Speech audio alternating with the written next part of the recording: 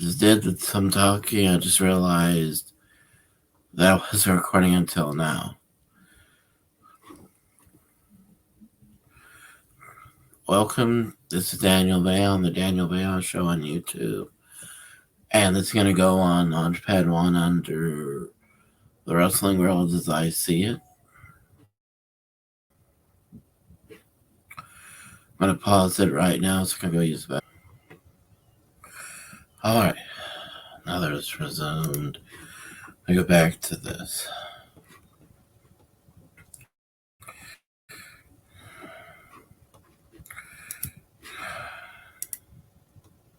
I want to take you back, and you can look right here at what happened last week on this very television program. All of us thinking the Macho Man Randy Savage. Well, we didn't know exactly where he was coming from, but we found out in a big hurry. Well, it's obvious I call him Macho Savage. Up from behind, nailing you, you are down on the canvas, and all of a sudden, you have their big man, Paul Nash Savage, all members of the NWO. But take a look at this. This is unbelievable. They actually painted your back, NWO, and then the Macho Man Randy Savage, big man with you out, decides to go up to the top of the ring post and give you that devastating elbow slam. Take a look at it right here. That's the drop that did it all. Dallas Page, your thoughts on what's happened not only tonight but over the past few weeks? I can sense that this crowd and people all over the world are getting behind you. They know. They know who the real deal is. Like I said before, watching that video, obviously Macho snapped. Savage snapped. He's had his boys mind poison. If you're that much of a savage, snap in to this. What has been a little bit of a loose cannon to be around. You can just feel the energy, I guess, coming from the body of Diamond Dallas Page. Randy Savage, I've got a feeling that sooner or later you are going to pay for your sin. For the night, though, we've got a capacity crowd in Atlanta, and Tony, it's like the good old days. You got to love it. This is something else. Oh, it's not fair comparing an Intercontinental title match to this match, because the title match means you're climbing up the ranks usually. This match was to give the person who was really getting popular at the time, Diamond Dallas Page. This was more of a match to give him, for him to add more, to show what he can do, and the promo was just to add to the story they were already telling. Now, earlier in the show, and I forgot to mention this, the first two matches on both Raw and Nitro. Raw's first match beat Nitro because the storytelling and the in-ring work and the match finishes were really, the storytelling in the first match on Raw had more of a story to it, and the ending was better in a lot of ways than the Nitro match. And the Nitro match didn't really have much of a story to it. So I'd say that Raw beat Nitro as far as the... One more, okay? I'm recording. Sorry. Okay.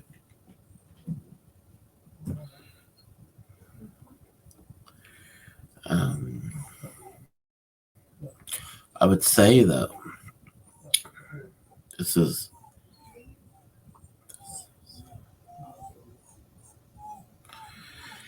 but I would say that what what helped the match on Nitro was Public Enemy coming out, and that added to their story that was already existing with Mongo McMichael,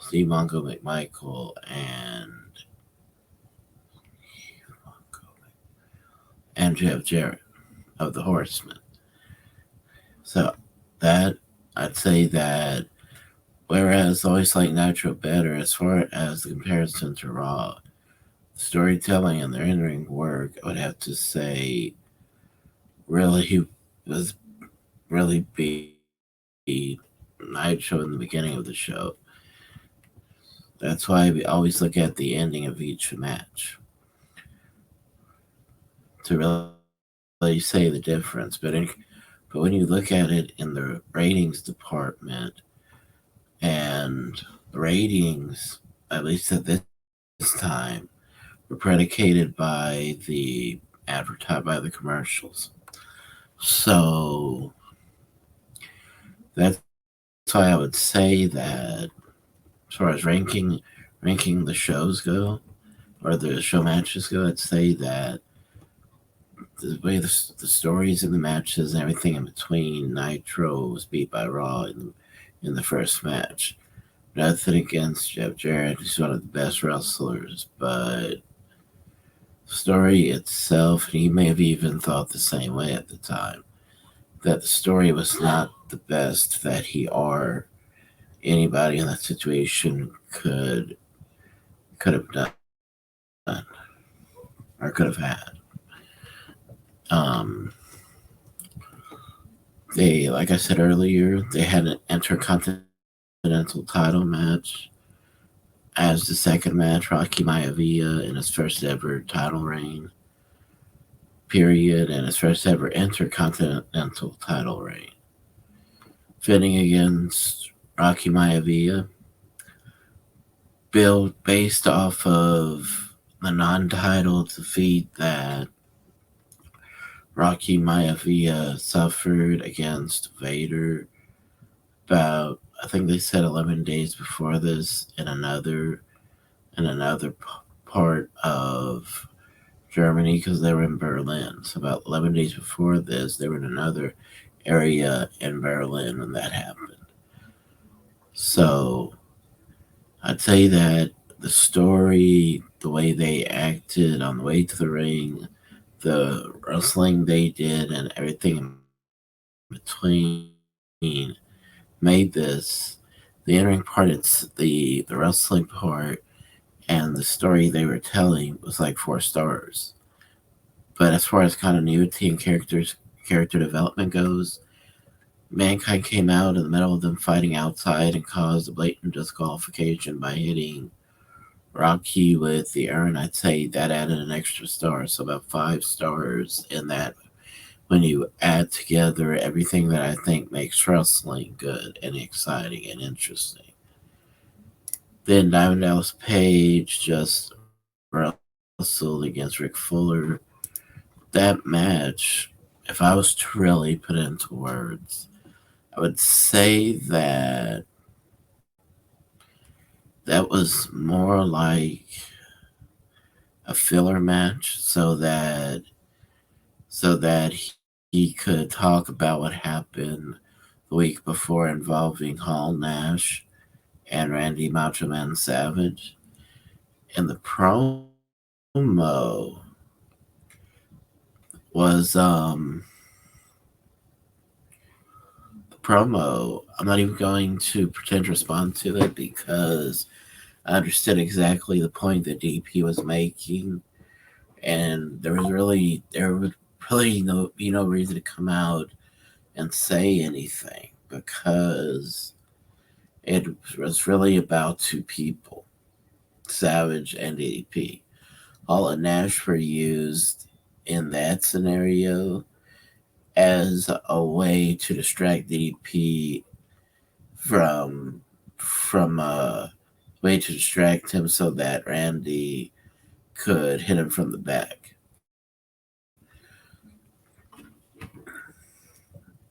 He said DDP's response was, "I can't call him a Macho Man because not acting macho." He said, "If you're that much of a savage, snap into this," and he did the diamond cutter. And what I liked about it was that it was simple. It was simple to the point, and we knew exactly where he was leading without knew exactly where he was going with this.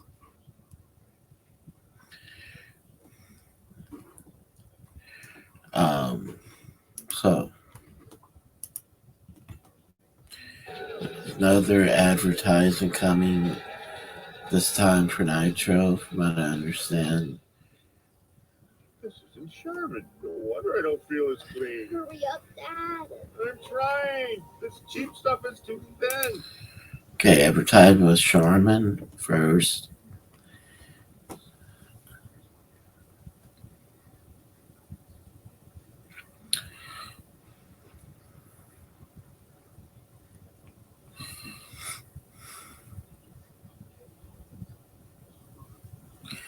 They recently started to Charmin started to release their own brand of wipes for the bathroom at home.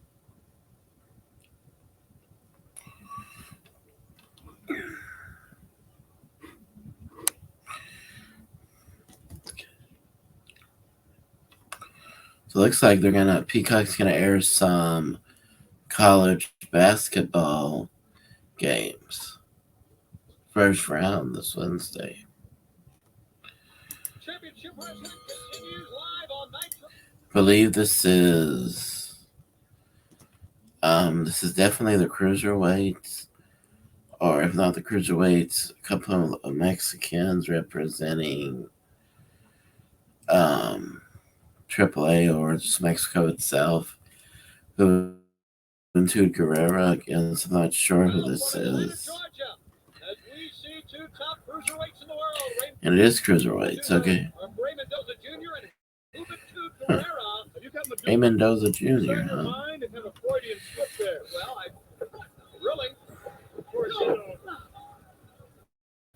And Ray Mendoza takes him over. We have It's great wrestling here.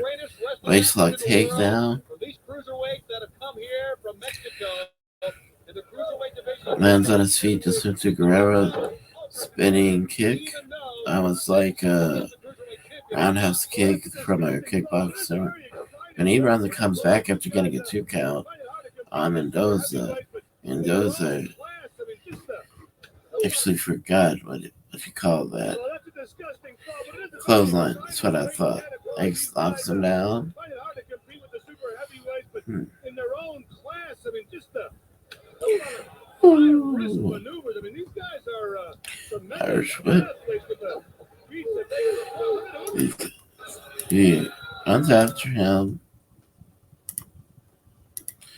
Trying to I mean, just the high risk maneuvers. I mean, these guys are see. tremendous athletes with the He catches him. He holds on to his arm to counter it. Turns around, does the head scissors, takes him down. Drop kick, goes through the bottom rope. Baseball slide through the bottom rope. Knocks down Mendoza. Gets pulled down by Mendoza as he jumps up.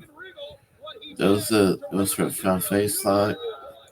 I don't know if that was a suplex or a snap suplex. Yeah, boy, if you delay us, 1 or 2 seconds around a cruiserweight, you're in trouble. These guys are speedy. Scott Dickinson, he's your referee in this bout. Still to come. Luger in the Irish whip. Ooh. He runs into its foot. Juventud runs into a belly to belly suplex. Cover. 2 kick out. Moving kind of slow there. Got to stay on Juventud. Almost like a Chop. Rey Mysterio Jr. I mean, a small man, but No. Front face lock again. 7. Oh. I think Juventud turned that into a neck breaker. Elbow by Juventud. many high-risk maneuvers you really have to be in superb condition. It amazes me. Gonna do a springboard maneuver here. Leg drop gets it. Part of it anyway. Big leg drop from the springboard off the top. Fix the leg to kick out. Kicks away into. Just couldn't cradle him up. Just not enough power. Nightmare. Nightmare take over Rear and chin lock. front face lock now. And you're taking a look at Juventud Guerrero, one of the great cruiserweights, and of course the masked man. We've seen so many of the elaborate, the beautiful masks that they wear from Mexico. Mm-hmm. Couple of chops. Got 3 forearms. Right forearms. Close down Mendoza. Irish whip reversal by Mendoza. Ducks that right hand. Ducks those 2 attempts of what could be considered chops. Jumps up onto Ray Mendoza's neck, turns around with a Frankenstein or 2, kick out. You could call it Huracan Ron also. Hooks one leg, gets him down for a 2 count.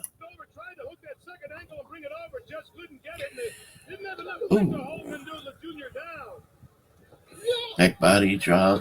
Ooh, Ray Mendoza goes over the top rope and lands outside after he hits part of the ring apron. Juventud jumps through the middle turnbuckle, goes for the suicide dive, and he gets him down.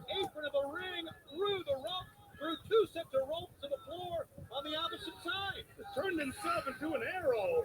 That was a spectacular suicide dive from Juventud. They're both trying to get up there on the apron, get there. A few kicks to the left shoulder of, or yeah, you could say shoulder or clavicle of Juventud. Juventud comes back, a couple of chops. Going. He actually just did a springboard Huracan Rana to bring him back into the ring. I used to do it the old-fashioned way, just grab him by the tights in the hair and throw him in. These guys, they take Irish whip. The time Ray Mendoza Jr. got out of the way. Juventud Guerrero hit the turnbuckle without anybody being there, so Ray goes out to get on top of the turnbuckle, but Louis going out there after him. Exactly what happened. Up they go now. Mendoza is up on the top rope.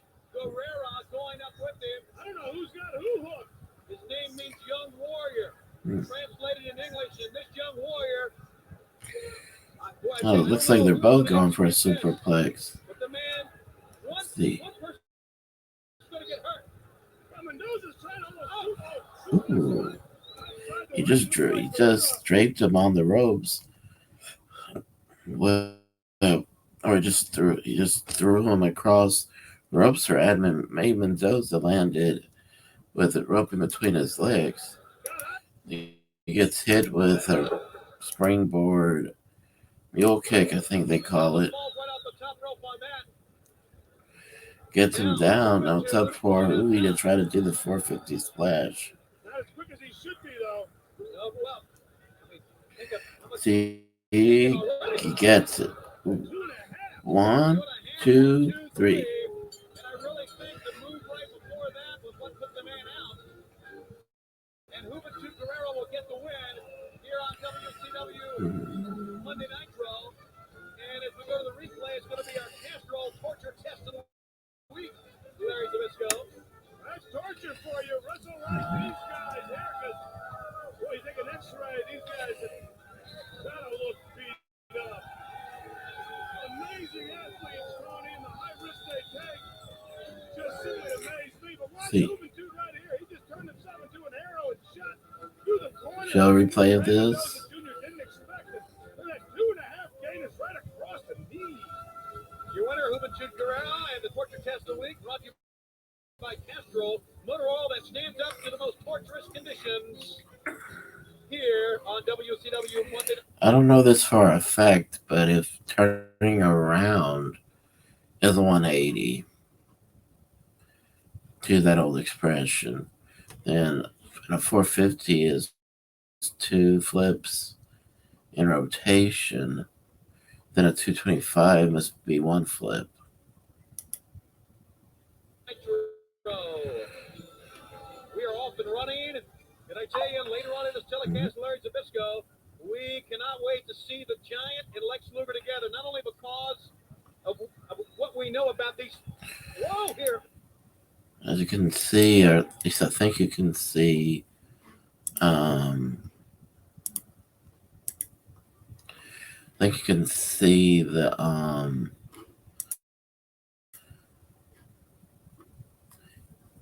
screen here that Jimmy Hart just interrupted Tony to let him know that Kevin was with them, along with Jacqueline.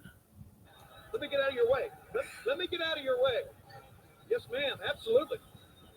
You know, at Super Bowl in San Francisco, California, I made a prediction. I said, when we get to Atlanta, Georgia, home of the WCW,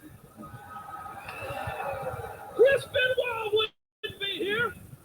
Woman would be here. But you can take it to the bank because nothing was going to stop the Taskmaster, Kevin Sullivan, and Jacqueline for being here.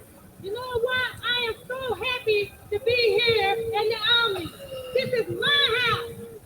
Now, the reason why Nancy and Chris is not here tonight because we left them laying in the caterpillars. See, I can be anybody, man, woman, it doesn't matter. But at the pay-per-view, I want to show my man that I can be any man.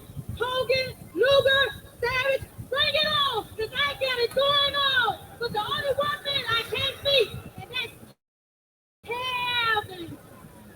Benoit, I used to think there was a lot of you and me until they carted us away in the ambulance, and Jackie jumped up out of the ambulance, ripped open your door, put the boots to you and Nancy. Benoit, you'll never be the man I once was, and you'll never be the man I am today. You know why, Jack? Turn around, Jimmy, because we told him get to quit. I liked how they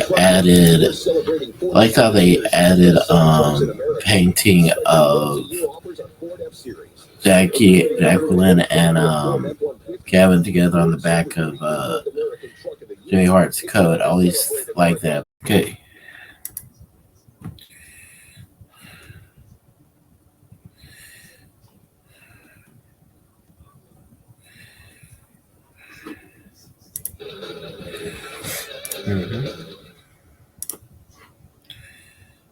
The following announcement has been paid for by the New World Order. Hey, Six, man, you looking like $1 million. You know what, man? Silent, man. Last year, hey, a person was ordered by the EPCO did that the most. With the rose and jacket, just $80. Just call 1-800-NWO-0242. Hey, you can be styling too. Got it? Yeah. The preceding announcement has been paid for by the New World Order. Great to have Hank Aaron. the greatest home run hero of all time, 755 of them, Larry, and of course, big part of my drive. A big part, of course, of the Atlanta Braves, and in the front office with the National League champion Braves. Great to have him. I really don't know how to rank a cruiserweight match because most cruiserweight matches, although they're exciting to watch, there's not a lot of technical wrestling in it. It's more high flying than anything. I don't know this.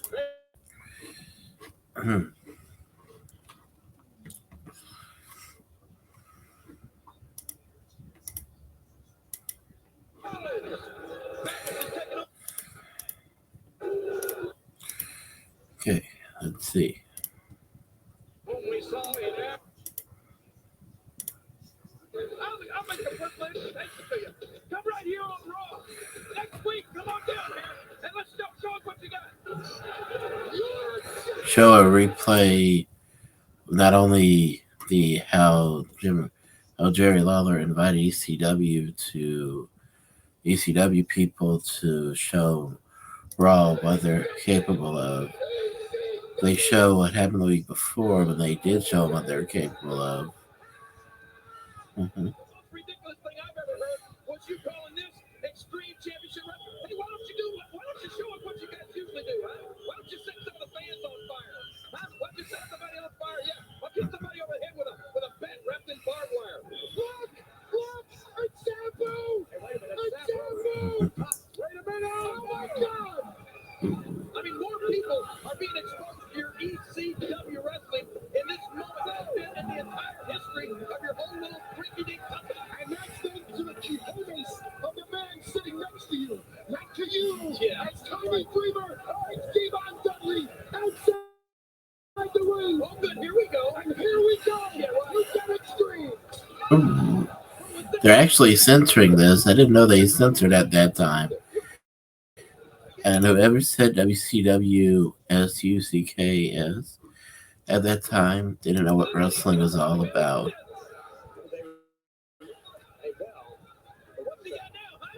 Ooh. And I don't take nothing away from the crowd that ECW used to draw in places like Worcester, New York, and places like that. And of course, they used to cover their number one place was Philadelphia, but I take nothing away from what they accomplished, but it wasn't wrestling. It was just a sideshow, and that's one of the things that wrestling has always had a reputation for trying to distance themselves from.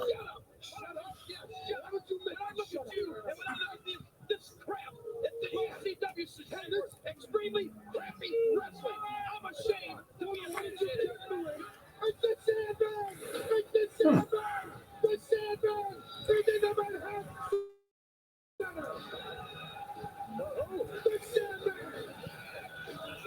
The icon of Extreme Championship Wrestling! And we're about to get hardcore! Yeah, like the Sandman.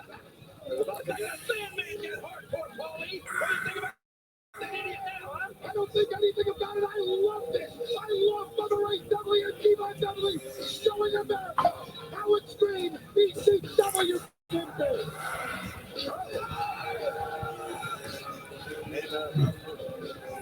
I think it's Jerry Lawler saying he was ashamed or embarrassed. To be honest with you, Jim Cornette felt the same way, which I'm going to talk about later on. Later on, as I continue talking about Raw versus Nitro from this time, going to end up talking about Cornette. Wasn't long enough to be called the segment, but it was long enough to get people interested in Raw.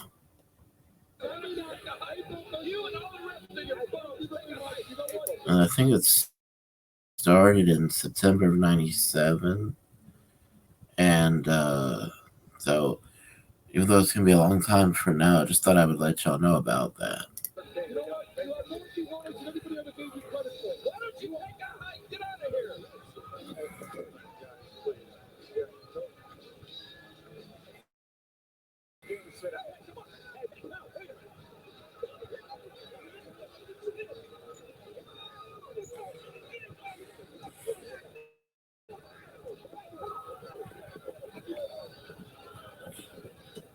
Yes, Raw went extreme last week, and of course this week, ladies and gentlemen, emanating from Berlin, Germany tonight, the first ever European Championship. Two co-holders of the tag team title, champions in their own right, will collide against each other. We knew what was going to happen, and tonight, JR, it's going to explode. It's got to explode tonight. What's going to happen? Those two guys get in the ring. I think it's going to be all hell's going to break loose. That's what I think. And then from there, of course, it's seeing the World Wrestling Federation champion against Mankind. And I want to see this because I know March Madness is in the air in this match. And joining us right now is a Sultan Pierce in this capacity crowd. I believe we have Jerry King Lawler on the line.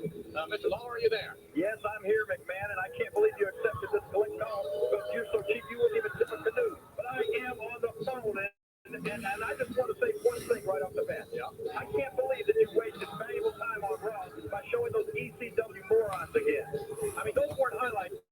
Those were definitely lowlights, and last week had to be the lowest point in the history of Raw. And I will tell you something, I'm not the only WWF superstar that's upset about it. All the rest of the WWF stars are upset that those ECW bumps even darkened our doors. I'm going to tell you something. We in the WWF need ECW about like Michael Jordan needs Head and Shoulders. And I want to say this right now to Paul E., you idiot. I almost finished you off last week. I started to stick my fist right down that big mouth of yours, and I understand that next week in Worcester, that I've just heard a little story through the grapevine that you might be thinking about showing up. Well, I want to give you another personal invitation, because if you do show up next week in Worcester, Raw will be war, and that's no joke. I'm going to tell you that right now. We thank you very much for your commentary. Jerry the King Lawler, conspicuous by his absence here tonight, and obviously having some sort of passport difficulty or what have you. And in the event, ladies and gentlemen, we've got Flash Buck against the Sultan, and of course, 2 championship matches to come here tonight from Deutschland, Halle, Berlin, Germany. And don't forget, Paulie Daniels has got something to say. Whatever Paulie Daniels say. Also, when we come back from the commercial break, I'm sure he's got a lot to say about the King. Plus, Stone Cold Steve Austin live in the studios back in America, and we'll be right back with a whale of a match. Around here, we know how to have some fun. That's why Ford has a full line of SUVs designed to help you get the most out of every moment. Bring the whole crew, hit the road, go off-road, or take the back roads. No matter where you find your fun, Ford SUVs can help you get there. Let the good times roll. Right now, get 0% financing for 60 months plus $500 bonus cash on a Bronco Sport. Only your Southern Quality Ford dealer.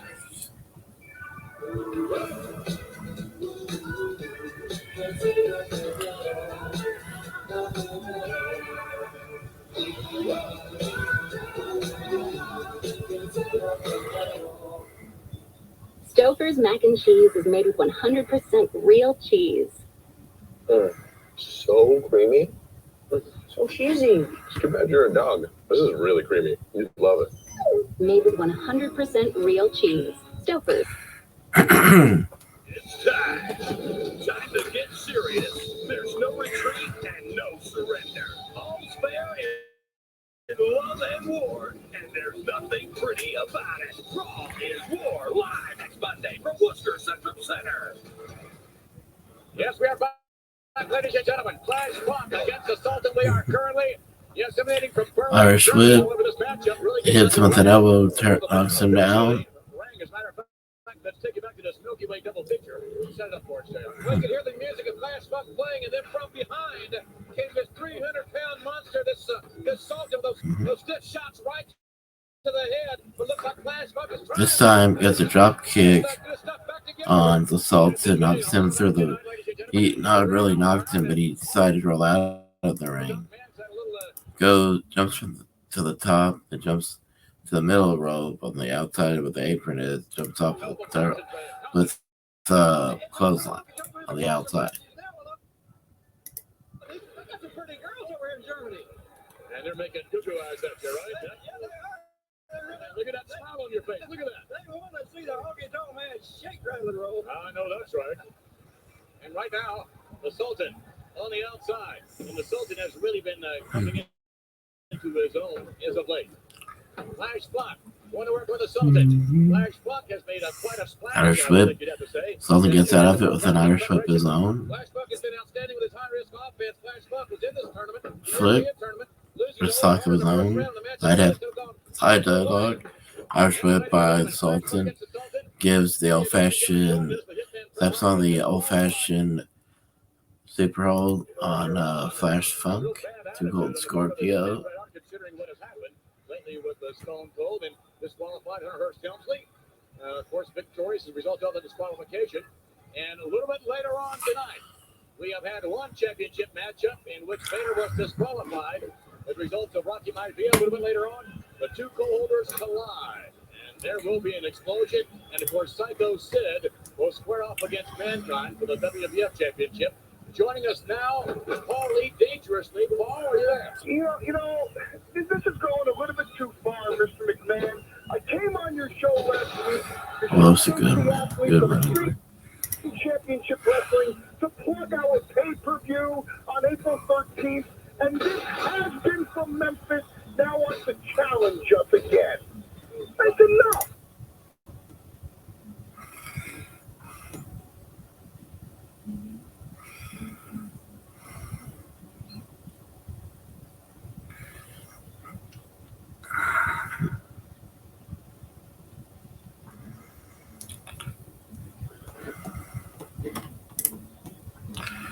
And when I started talking about those promos, to be honest, I really think that people really ranked promos.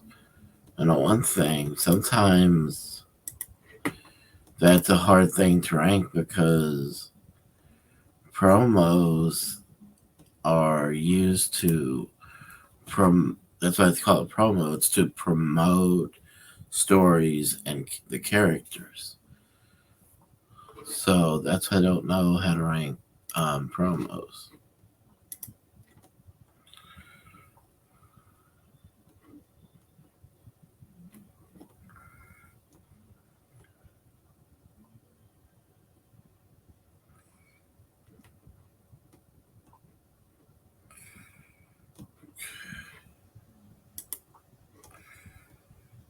Yes, I hit the refresh button because it's taking too long to load.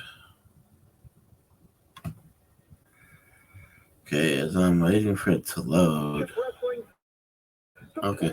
Pay-per-view on April 13th, and this has been from Memphis. Now wants to Has been. It's more like legend.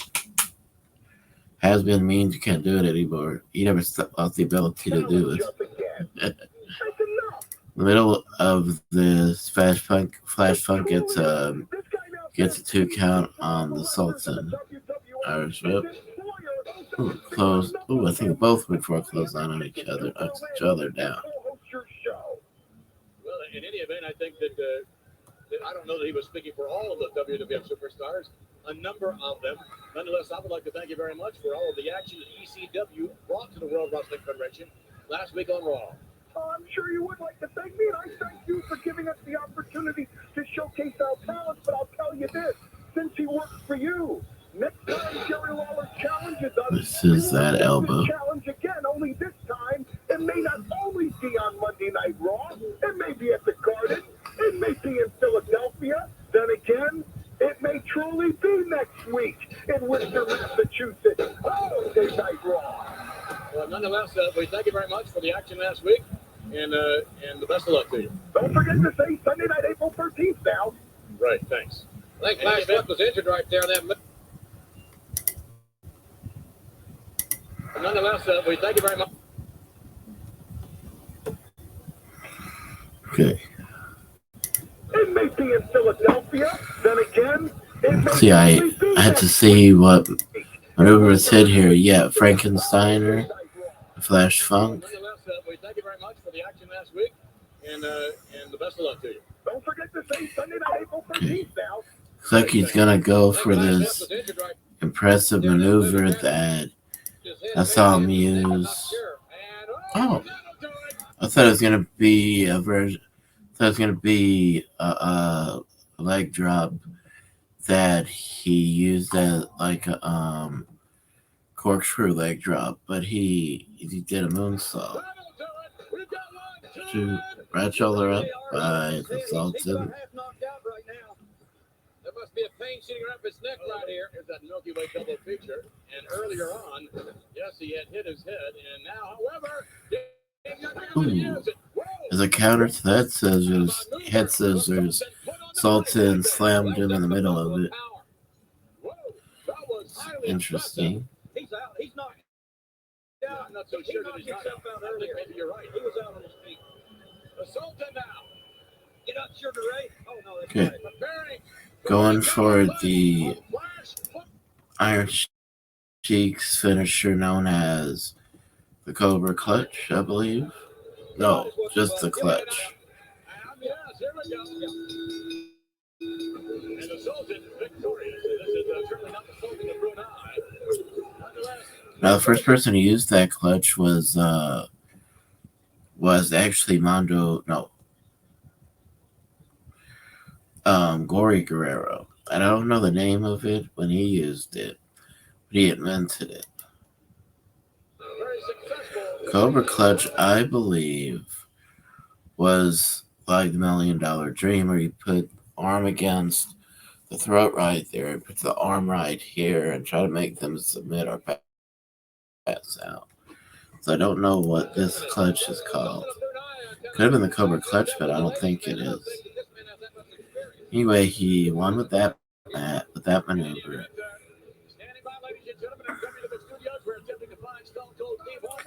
This kind of match would have to be called a 3-star match because it wasn't meant to have it's not meant to be more than just a filler match for the show. So you would have to rank that at least a 3-star match. I'm saying wasn't that the action wasn't great or good. No, but the story in it, there was no story in it, so I believe it's simply put just a filler match, so 3 stars at the most, what I would call it. Doesn't surprise me, but when I see Kevin Sullivan and Jacqueline appear, the last time we saw them, and I said earlier that Benoit was still in the hospital, I thought those two were maybe close to being dead. I mean, we know how tough Mike Enos, I believe, who's coming out right here. We have ever seen male or female. Talking about a Wolverine, she's someone I wouldn't want to get angry at me, but you move quicker than Rey Mysterio Jr. right there. You just vaulted off this. Believe you me, I mean, the wrestling fans around the world have been seeing what she has been doing. His opponent is Steve Malenko. Ringside and even in the ring. So yeah, I'm going to move quickly. And she came out here and challenged. I think after this match, they bring out Eddie Guerrero to talk to Dean as well as Mean Gene. Before Eddie came out, Mean Gene came out to ask him about what happened the week before with him costing Eddie the tag team match that he and Jericho had against the Faces of Fear. That's why Eddie came out. So let's see what happens here before any of that. Assaulted by Mike Enos right away. Dean starts hitting him with rights and lefts. First whip, he comes back with a kick. Double leg takedown. 2, 3, 4, 5, 6. And okay. 2 right hands and a stomp. Ooh. He is full of emotion now. Like Mm-hmm. he could not wait. And Eddie Guerrero collide for the U.S. title. No disqualification. Look at Malenko snap. I've never seen him out of control. He's choking him. I like this sound characteristic of him. He's like a maniac in there. You hear Mickey J say, get him off the ropes. Fans, like we said, so much action out here, with a lot going on in the back locker room areas. You can log on to WCWWrestling.com on the internet. Probably pulls him away from Mike Enos. But I don't think that's going to stop him, though. Make sure if you are into cyberspace, log on to wrestling's hottest website, WCWWrestling.com. If you're in outer space, you can talk to Enos. Right. There's our address. But look at Malenko. He's going out after him. This is the most emotion I've seen out of Malenko in years. He snapped. I know he hates Guerrero. They have always had a very bitter rivalry, but not anything like we are seeing right now. And as we saw this past weekend on WCW Saturday night, Eddie very distraught. He did not go out there to cause Malenko to lose. He went out to make sure that Six did not steal the belt. Yeah, but I don't think that's what Malenko believes. Well, he's wrong. Referee's starting to Tell administer the that. 10 That's count. right. Okay, right now, this is getting vicious. Malenko, I tell you, basically and personally, I like it. I like to see Malenko with some emotion behind all that knowledge and get aggressive, attack the knees, get the big men down. Ooh. Don't run into one. Belly to belly over at suplex. Well, that's the mistake you make when you do lose your cool. You've got to lose your cool with control. You see, that was a desperation move. Everything about the way Dean Malenko is conducting himself in this match is all realistic, and it all makes perfect sense because of his problems with Eddie Guerrero at the time on screen. So I'd say that just based off of the story itself, and I don't have to say more than just the name Dean Malenko, and I think anybody that knows wrestling, at least the kind of wrestling WCW and WWE is used to producing, would know who Dean Malenko is. Oh, the first thing they rank matches off of is technical wrestling. What's Enos going to say? I tell you, Enos shaking his head no, and I guess all that's left for Dean Malenko. So yeah, I'd say that most of Dean Malenko's matches, if not all of them, are 4 stars at the most. I think Malenko had it, but Enos made it to the bottom rope in time. Malenko's stalking him. He is focused on one part of the body, and I tell you, we have never really seen Dean Malenko like this. Last week he choked the Ultimate Dragon and got disqualified, but he has really contained his rage and focused his rage on one part of the body. And even though he is mad, it's been a pretty darn good, sound strategy here. Okay. Irish whip, reversal, kicks by Guinness down, going to the top rope, crossbody press, reversal though, 2 kick out by Dean. Whoa! How about that? I thought Malenko had him. That's how quickly he could turn the tide. Just looking to a short arm clothesline by Mike Enos. By Mike Enos, and Enos, as you can see, can barely get to his feet, but he ignores the pain enough. Misses that running splash. Even though he was still limping, he did enough of a run to where you could see it was a running splash attempt. Finally pulls off after the 3 count. Ooh. Almost gets disqualified right there when he moved the referee away. They get pulled into the corner, turns us into an inside cradle, gets a 3 count. So yeah, 5 count definite, 5 star definitely. The wrestling, the storytelling, the emotion he was showing, everything, I think equals 5 stars. Is your winner. And he's got the microphone. You're paying attention. Okay, so Gene didn't need to come out. But what the new and improved Dean Malenko is about. Yes, I'm a great wrestler. Yes, the great Mac technician. But there's one thing that I'm going to excel at, and that is running through and beating you, Eddie Guerrero, and anybody else who wants to step in my way. Eddie, last week, you just had a little taste. Now, two can play the same game. I'm waiting, ready, and able to kick you all around this ring. That's from the Iceman, Dean Malenko, and fans, Eddie Guerrero is here, and he will be in action tonight, as well as Rey Mysterio. Must have missed a video somewhere.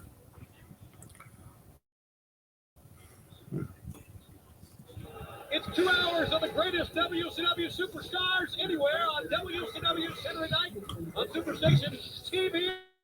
It's coming Saturday at 6:05. You're going to see Lex. Now I remember this. Harvey Schiller, even though in real life he had I don't think he had any business taking part in any creative meetings, let alone being shown on TV, because he's a TBS executive, not a wrestling executive. Although I do agree with what he said on TV. Yeah, so he ends up suspending Eric Bischoff right here. What I don't understand is they never had Tintin or anybody come out and say if Eric Bischoff, if his suspension was lifted or not. So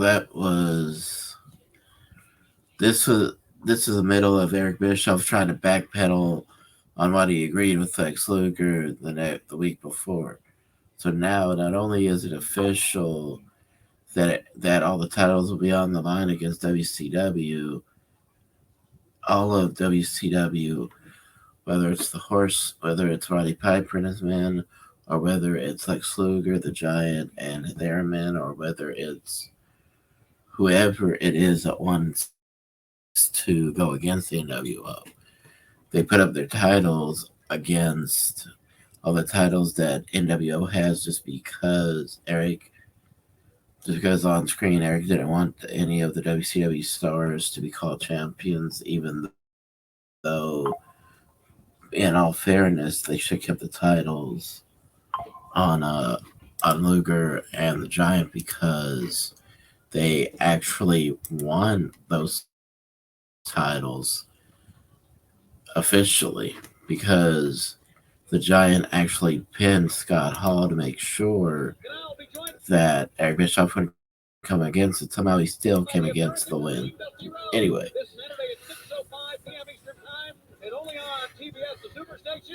that was interesting in itself. I thank you very much. Ladies and gentlemen, I'm not relishing this particular moment. As a matter of fact, personally,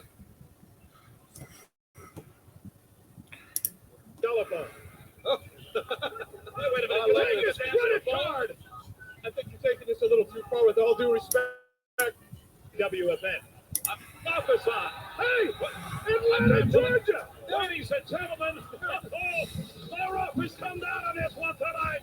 Stay tuned for Nitro when we return. And Eric Bischoff is gone with the wind.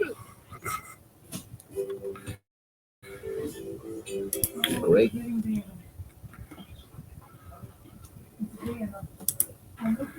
Okay.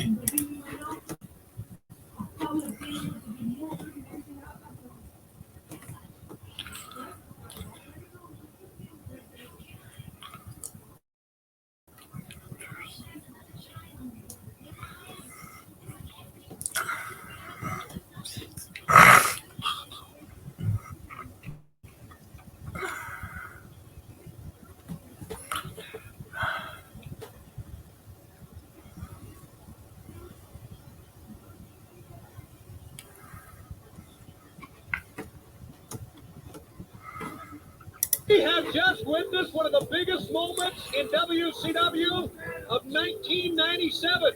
Eric Bischoff has been suspended.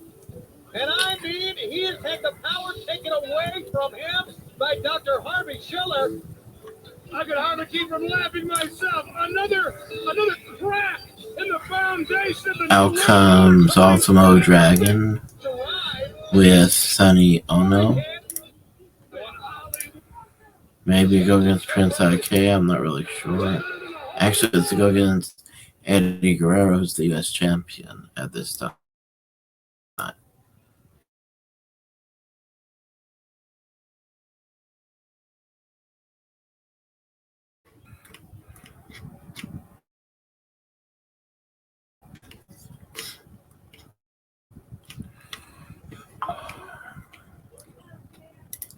Let's see.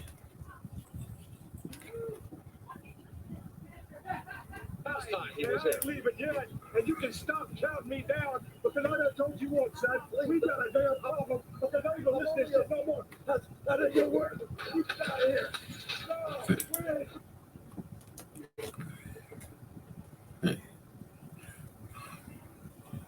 Ooh.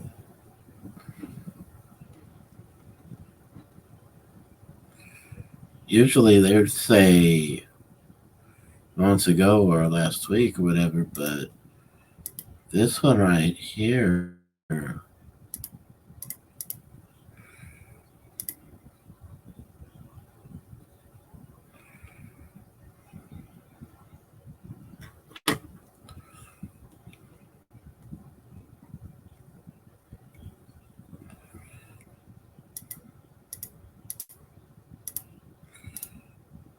so they end up, Steve Austin goes ballistic, and they're even showing the German police trying to take him out of the building.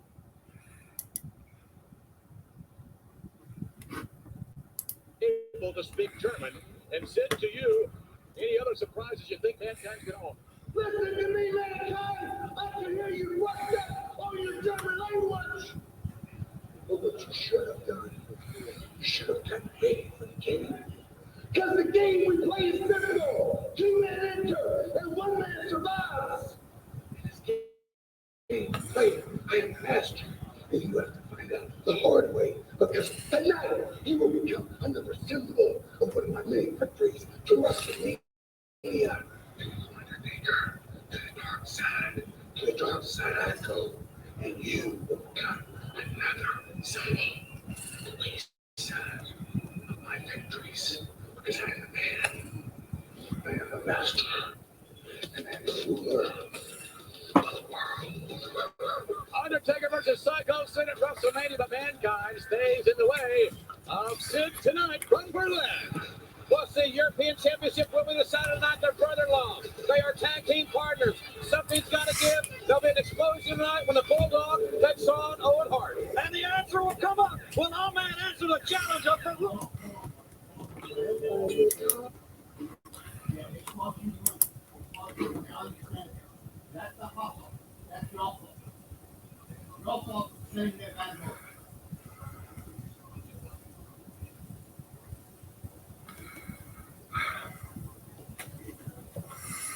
Anyway, what I was going to say is, I can see right here that no wonder Nitro won the ratings even in this one. People like myself who watch wrestling for the entering part, actually sometimes more than for any other reason. I like the talking, but if it's not about the entering part, and if they don't show wrestling than talking, then I don't like it as much. That's how I like things. But anyway, but I can see why they won the rating so long, especially in this episode, is because what's the word I'm looking for here?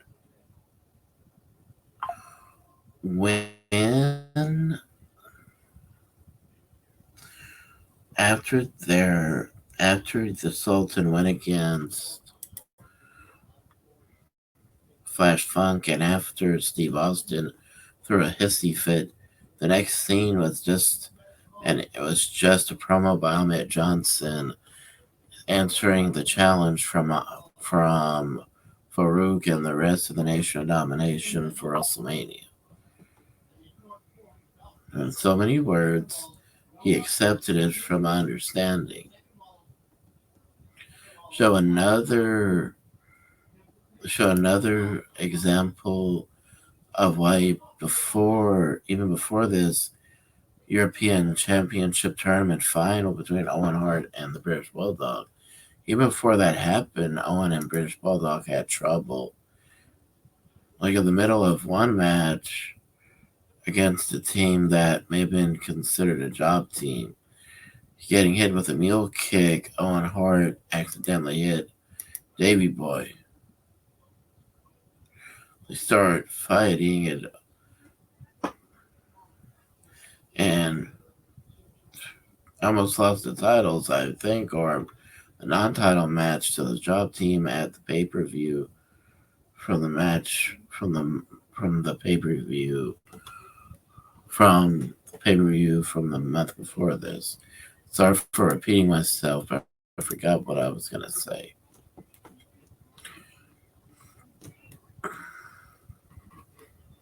Stated earlier on, in just a few moments, we're going to find out whether or not Ahmed Johnson has accepted his challenge from Farouk, the challenge to participate in a Chicago street fight at WrestleMania. And I can tell you this right now, Vince McMahon, he will chicken out. He's going to step up to the plate. He's going to finally be a man and say, no, I will not accept the challenge. The one thing about it, WrestleMania only happens once a year. There are no events of fight. And that's where I'm going to say the Bennett gets to Farouk's challenge here tonight. He's got a streak of yellow running down his back. Tremendous reaction to Ahmed Johnson. Here we go. He's going to say, no, I won't be there. And who would blame him if he does?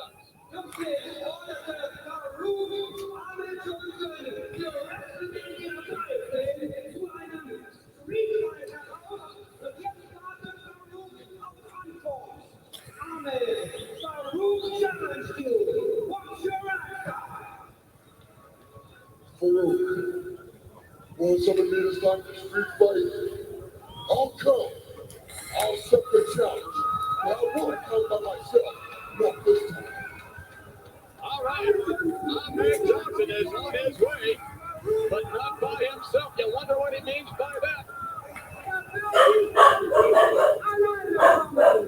Interpretation. He's going down again. Put his hands forward, take him down again. Ahmed Johnson, Farouk, one got really here.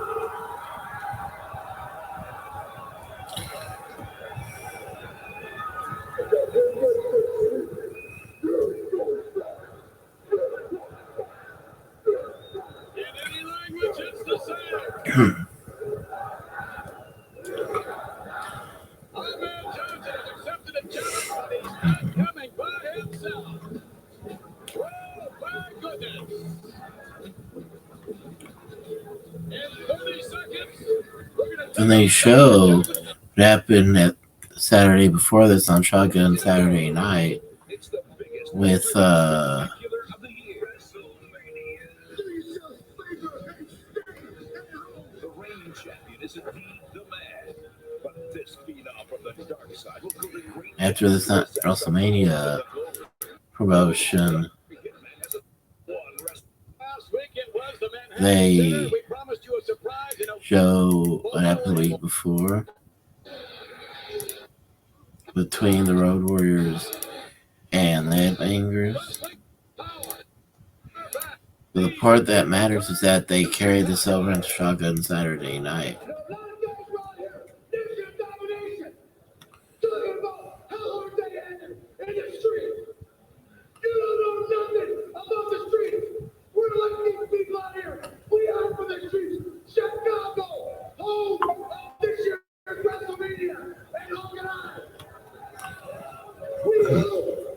With all our might, that we will be at WrestleMania. Well, you know how it is when you wake up in that dark alley in Chicago, sleeping under a cardboard mattress, and you wake up not because you've got an alarm clock. You wake up because a sewer rat is biting your big toe. And that is what the LOD is all about. And mentally, What about that mental attitude? the last time we had our psychological profiles checked, it wasn't good. It never has been. And it never will be. Because you know something? We like the way we are. It's everybody else that has to wrestle us that doesn't like the way we are.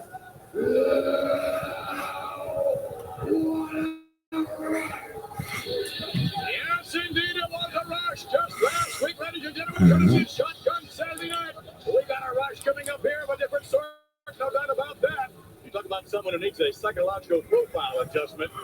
Oh my, back in Berlin.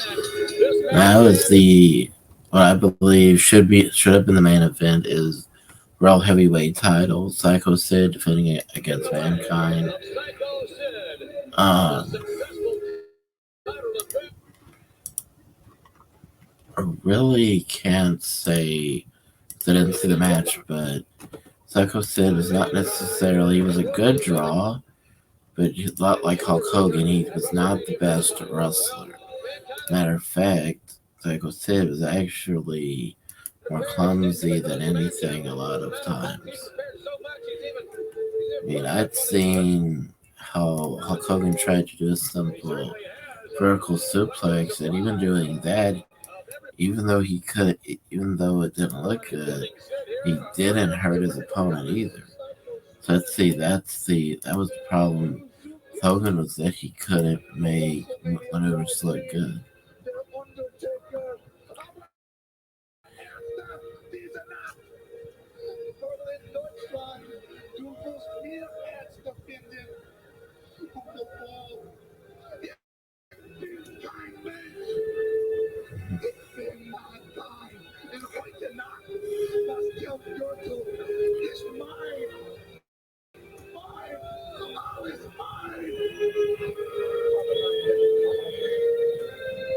Well, Sid, have a nice day. Stay tuned, we'll find out.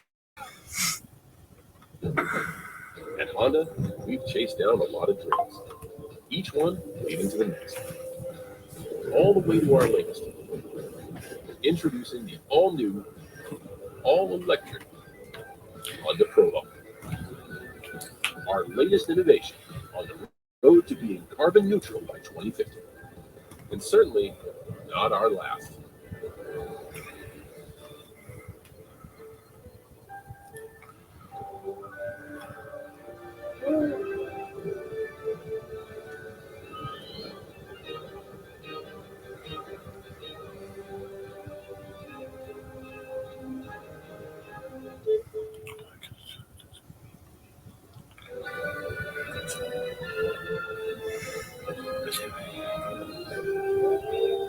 There's no better time than now for a getaway to Great Wolf Lodge.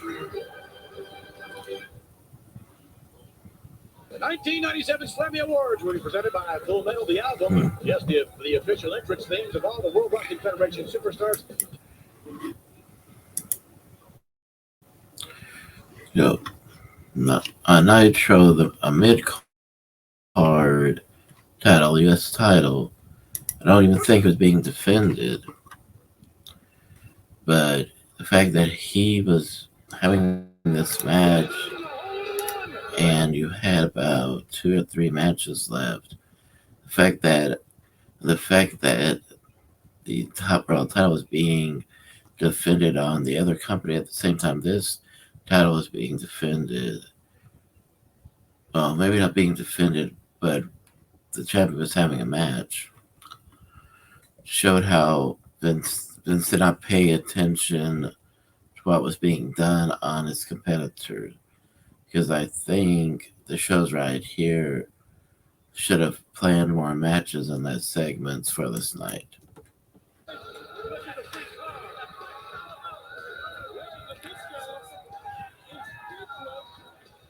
not speechless. I'm just.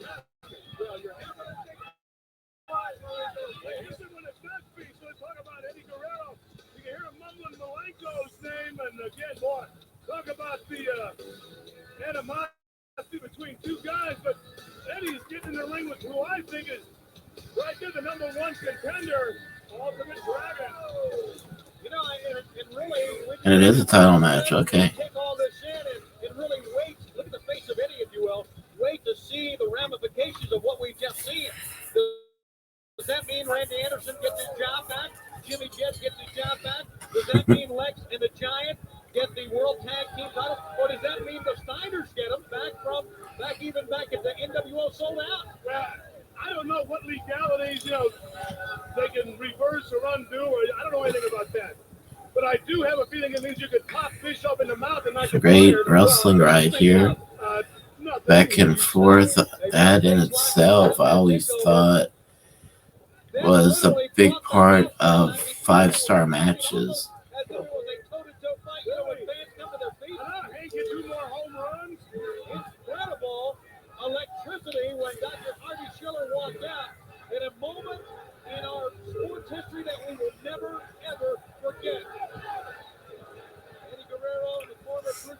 Ultimo Dragon, former J Crown champion.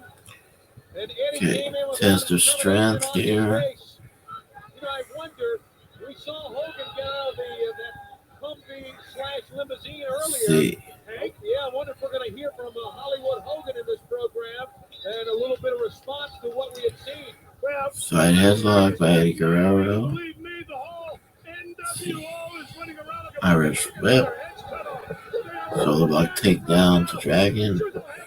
Run over his back. Just like a slide. He's going for a leapfrog. Jumps down. Gets Eddie Guerrero. Pulls him down takes him down with a head scissor. Chopped Eddie. Irish whip. Head scissors of his own. Comes Eddie. Takes him down. Pulls him through the ropes. That's the Ultimo Dragon. Eddie gets kicked a couple of times with Sonny Ono. He looks at Sonny and Sonny starts backing off. Rolls back in the ring. Irish whip. Blocks. Ultimo Dragon hits with an elbow. Irish whip. By Guerrero. Back body drop, but Ultimo lands on his feet. Does a series of kicks, knocks him down with the final kick. Runs and he kicks him into a couple of times to the back 3 times. Irish. Even though he lands on his feet, he gets kicked by a mule kick by Ultimo Dragon. That was quick. It was so quick, I don't even know how to explain it. I had to redo to bring it back. Cartwheel by Ultimo Dragon, crossbody press, reversal by Eddie, gets the ropes. 3, gets the pinfall victory. That was a great match. 4 stars, 5 stars.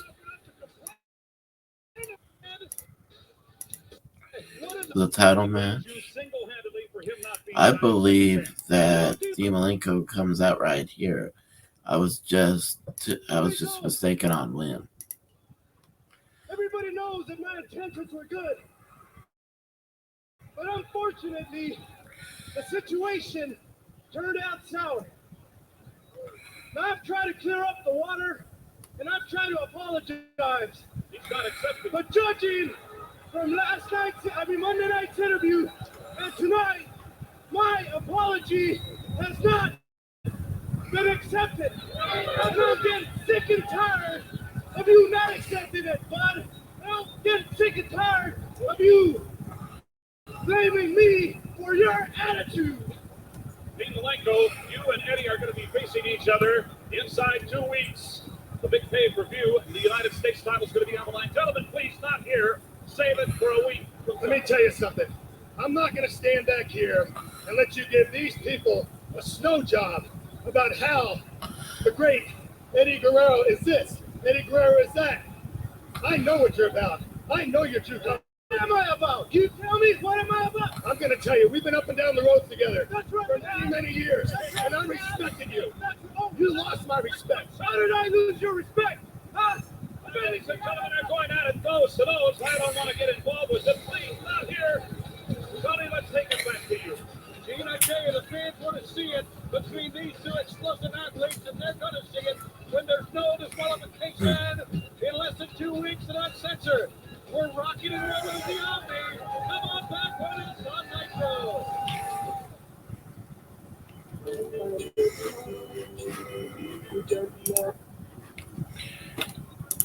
Okay.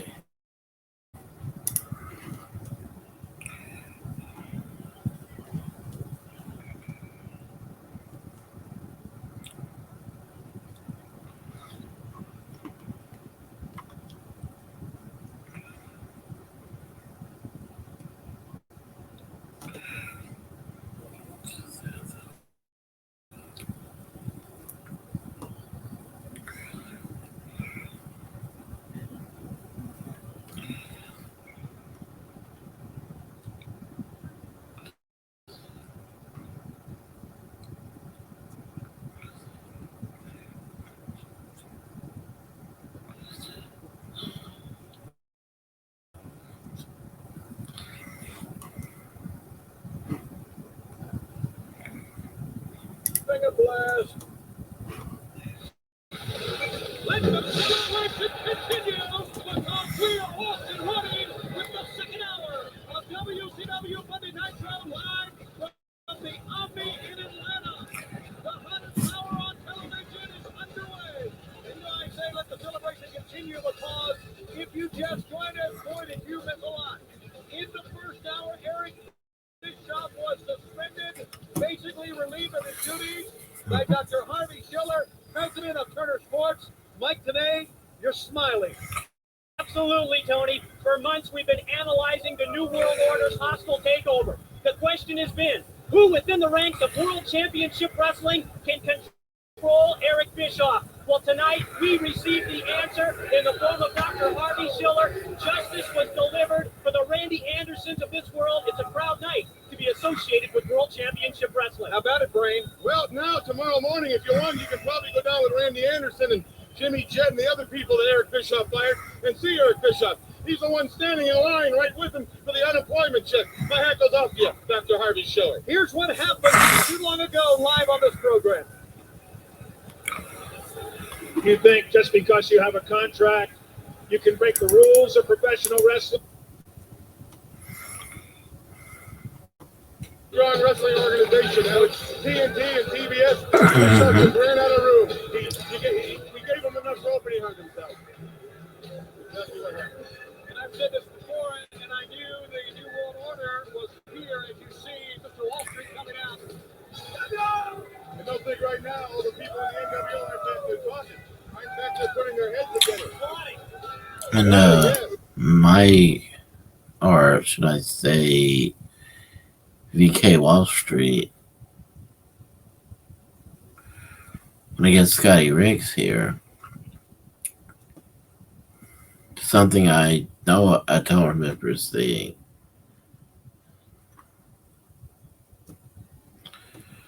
And another example of why they won the ratings, aside from cruiserweights and the U.S. title and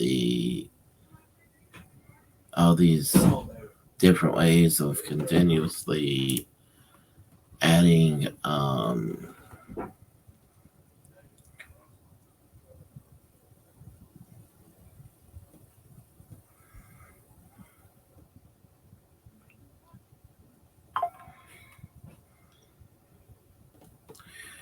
and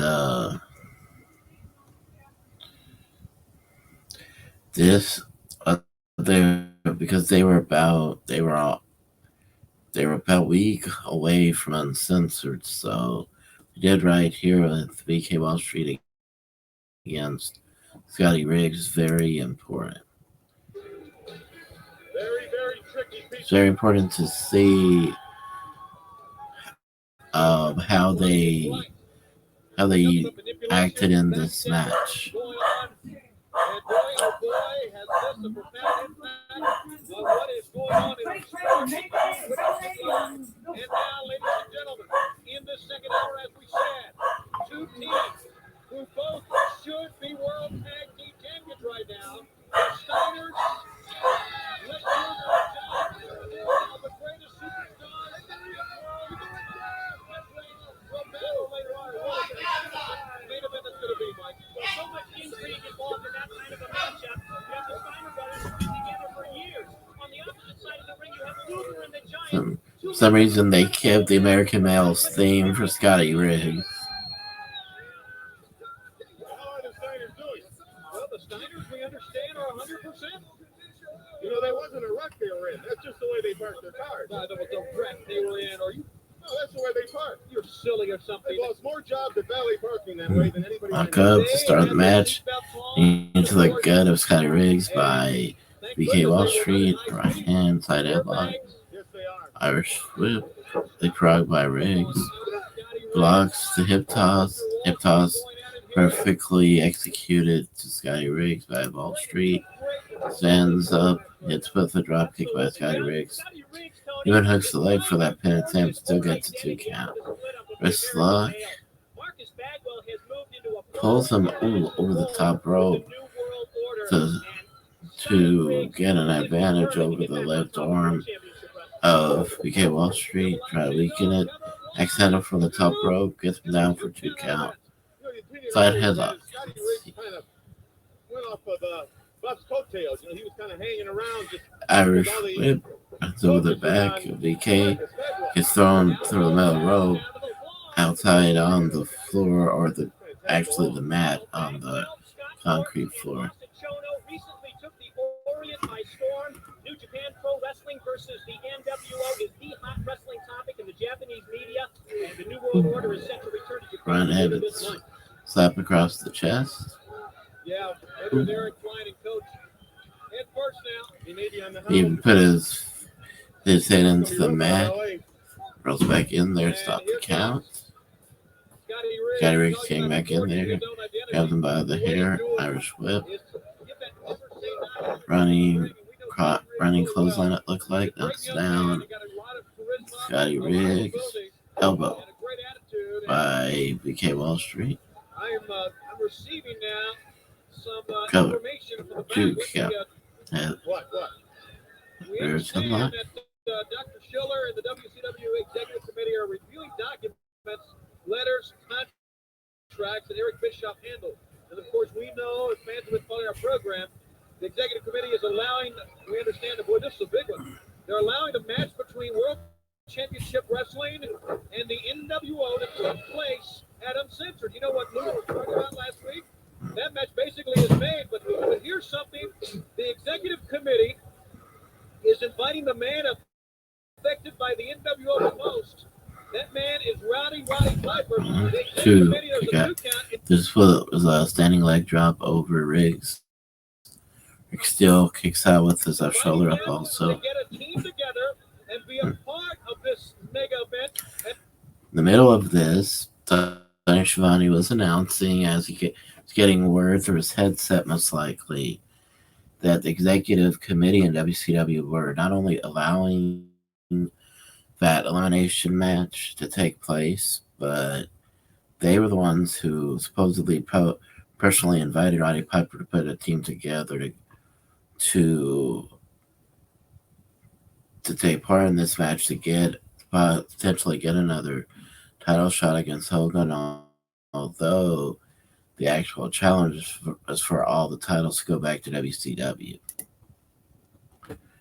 Uncensored as well. So that's interesting. Roddy Piper certainly deserves a spot in this high profile of a matchup. He is the man who has defeated Hulk Hogan on 2 occasions, in my opinion. And knowing Savage is involved now with the NWO, Piper Let's see. would love nothing better. Riggs is On either Hogan, he Savage, is or asking the audience to cheer for him. Luger came out here a week ago, said best man against best man for all the titles. We wanted it signed, we wanted it handled, we weren't sure.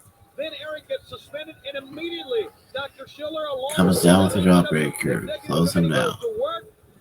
The match will take place, but now they're inviting Piper. Oh, misses that running elbow. Making a 3-team affair. Well, with an event like Uncensored, I'm going to be surprised if Roddy Piper does not accept that invitation. This is an event that's right up his alley. Right up his alley. I'd be surprised if Right into Piper the don't car go alone. turnbuckle You know, his pad. frame of mind is right now. He can get in there with any member of the NWO right Irish now. whip. Oh, of course he could, but I know Piper Kick into the feels gut like by a BK very Wall Street. intelligent wrestler.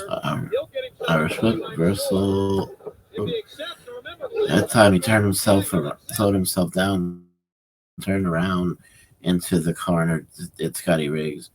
Kicked BK Wall Street. Jumped up, decided to stand, and jumped from the middle rope. And that was not that long ago. Drop So, kick. that was very unpredictable, and that was a great missile drop kick from Scotty Riggs. I think the circumstances are a little different this time, and I think Piper may have Top something rope, to sunset flip. 1, 2, kick out. That's the question.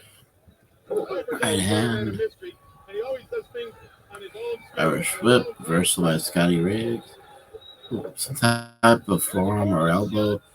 Marcus Bagwell Buff Bagwell comes in and decides to cause a disqualification so that he can finally send a message to Scotty Riggs. On the former World Tag Team Champion partner of Marcus Bagwell, Buff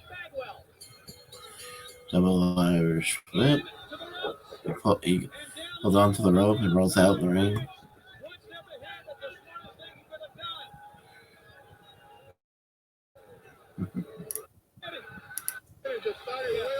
Eddie Riggs actually got a regular sitting down chair to use against Marcus. He said, hold on.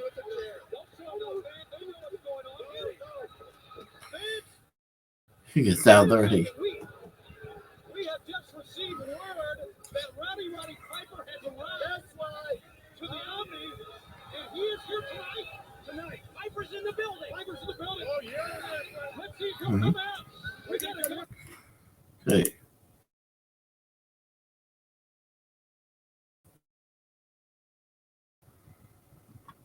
That match, including even with what we may call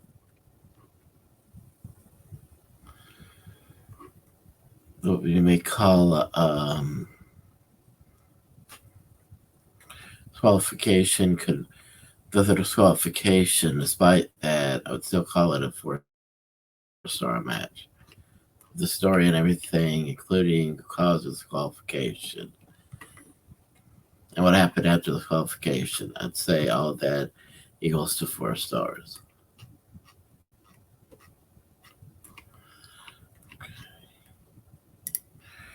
Reason I talk about that match was because it was a match after the U.S. title match, and the main event, they kept the world title match. Looks like they kept it forever, and then they had the European title match, as well as finally sit-down interview with Steve Austin.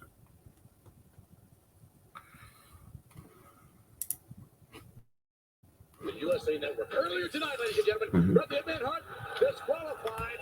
I mean, he was so upset and he disqualified by the official.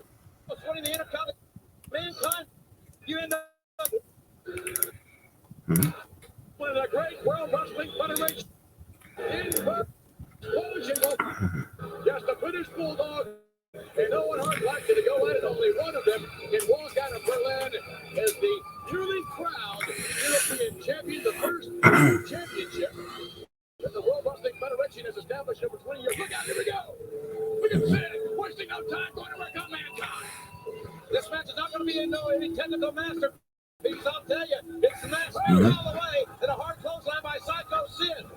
Both these guys have their minds on WrestleMania, and I can promise you, Mankind would look really good wearing the World Wrestling Federation Championship for WrestleMania. And no doubt, if anyone has the ticket, so to speak, if anyone has the number of the Undertaker, it would be Mankind. No one in history. Like Jim Ross said, in so many words, this is just a flat-out brawl. It's not. It had no technical wrestling. Matter of fact, I'm surprised at how much technical wrestling ability Mankind or Cactus Jack has. You talk about the Undertaker. I understand around here next week that Sid's going to team with the Undertaker in tag team action. They're actually going to be partners right here live next week on Raw. Yes, Gorilla Monsoon, ladies and gentlemen. Yes, declaring that Raw is war next week live from Worcester, Massachusetts. And whoa, who knows what we're going to have with the Undertaker and Psycho Sid as tag team partners next week. They even do some interview with Steve Austin during this match. Feeling the effect of the power of one Psycho Sid. And by the way, ladies and gentlemen, we've been told back in that takedown nicely done. We've been told back. And even though he did some of these great moves, you could see how it was not the smoothest you could get. We missed you. We could hear something going on, but unfortunately you were unavailable. You can hear something going on for good reason. Do you know where the number one talent in professional wrestling was sitting on his way to Stamford, Connecticut today? He was sitting in seat 38C. You know where seat 38C is? It's right next to the airplane outhouse. Do you know what the number one piece of wrestling talent had for lunch today? It was a little stale sandwich stuffed in a brown paper bag. Now, I'd like to say that's what made me sick. but that's not the case. It's seeing Bret Hart whine and cry every time he gets on the WWF TV, and it makes me violently ill to my stomach. If he ain't whining, he's quitting.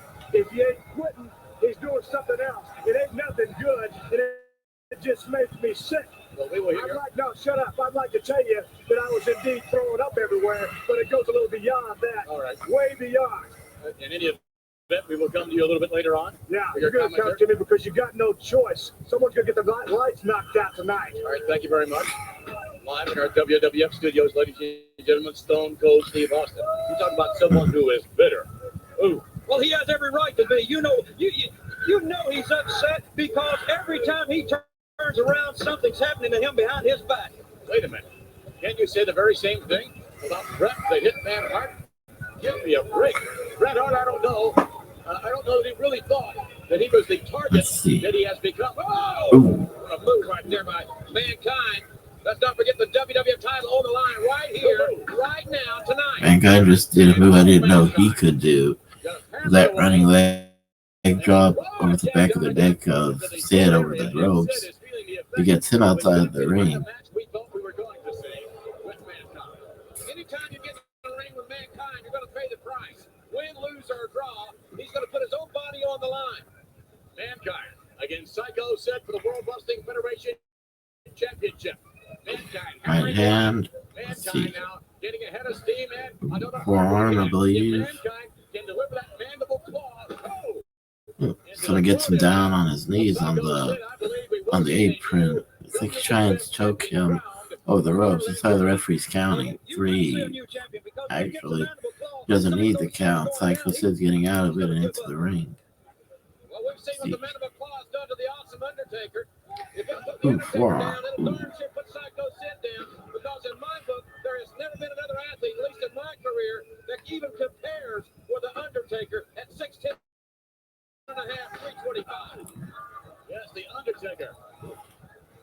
I don't understand WWF champion at WrestleMania. Will it be Sid? Will it be the man in the ring? Will it be Mankind? It takes a lot of moxie for Sid to sign Sid and the Undertaker to be tag team partners right here next week. That's, to me, is pushing the pail a little bit. Sid down. Measure his head. Go. Misses that in between the ropes. I think he was speaking to his own leg. Be the next World Wrestling Federation champion. Stay with us. We'll be right back. Get more from your morning routine. Make 20 cups of deliciously rich coffee with Coffee Mate It.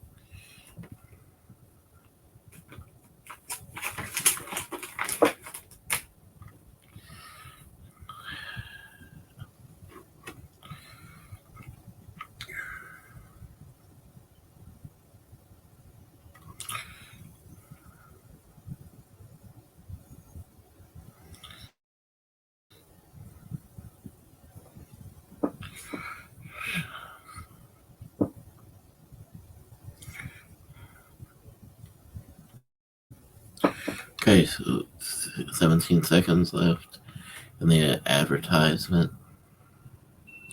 10 seconds left. Okay.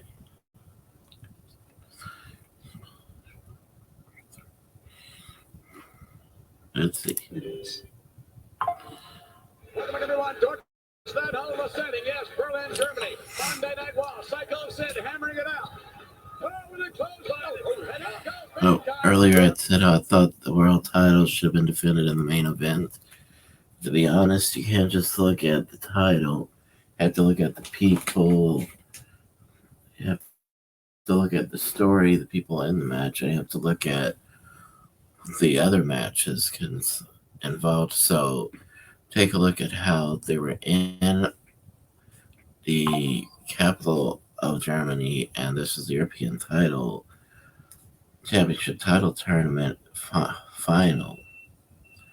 So even though it's a world title before the main event, when you take a look at who was the champions outside of the ability to draw the crowd, the in-ring abilities of both men do not do anything to complement the wrestling aspect of the World Wrestling Heavyweight title. Yeah, the name of the title is wrestling. So I don't think outside of drawing the crowd, I don't think that Vicious should have been heavyweight champion.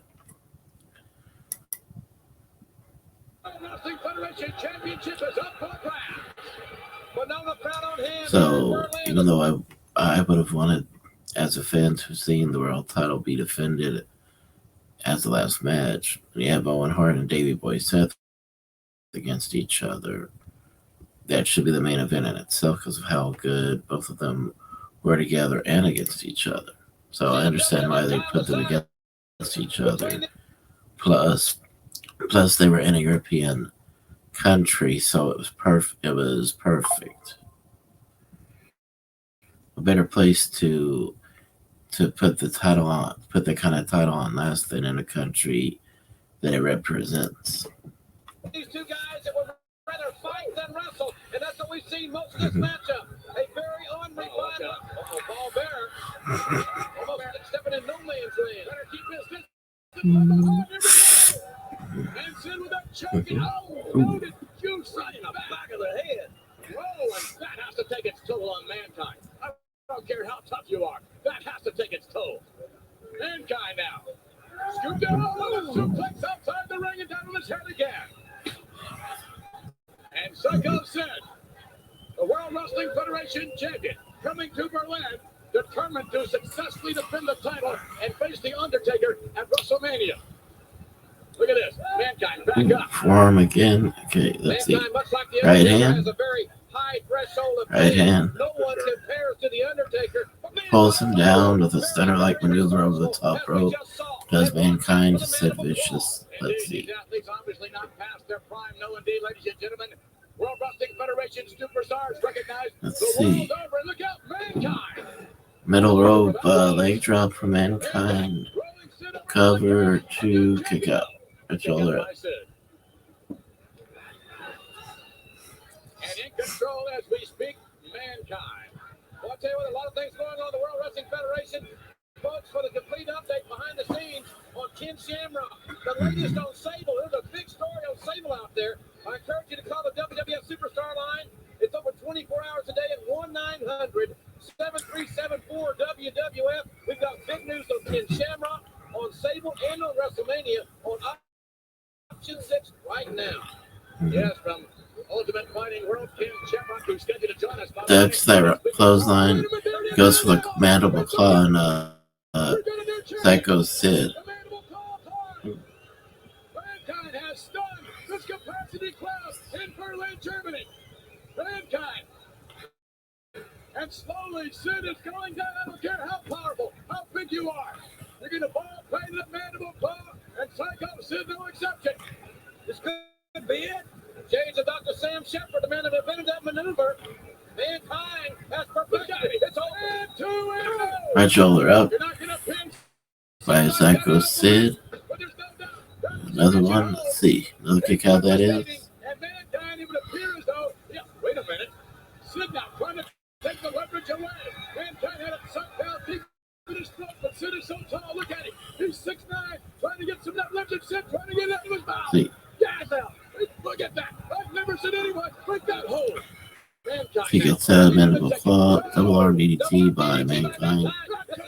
1, 2, right shoulder up. Can't beat him one way, beat him another. And my goodness, Mankind. Paul Bear's frustrated. Paul Bear thought it was over right there. Right hand. Let's see. Headbutt to Sid. Irish whip. Goes for the classic sleeper hold.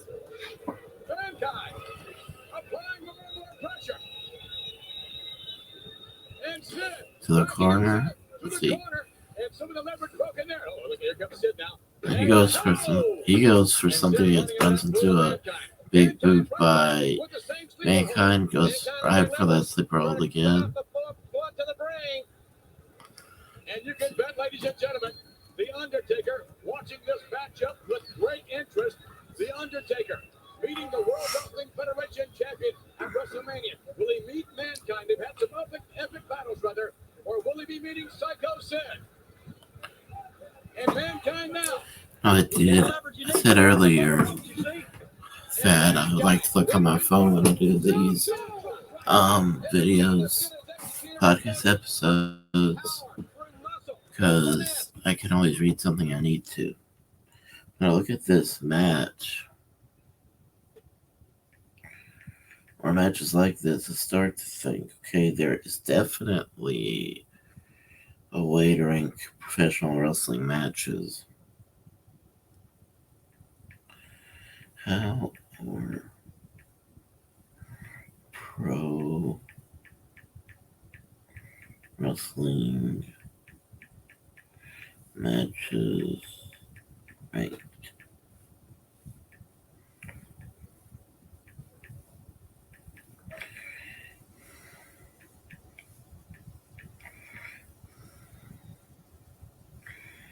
And I think this is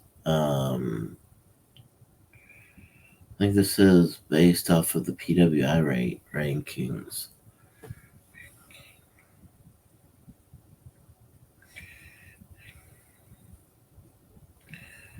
Okay, so their rankings are more about the wrestlers and that's about the matches.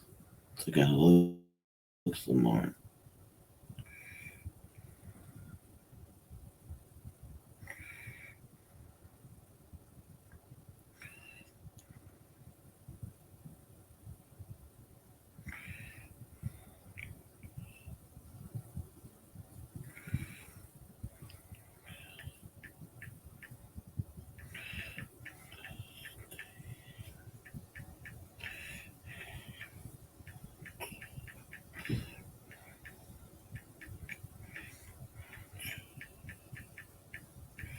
Okay.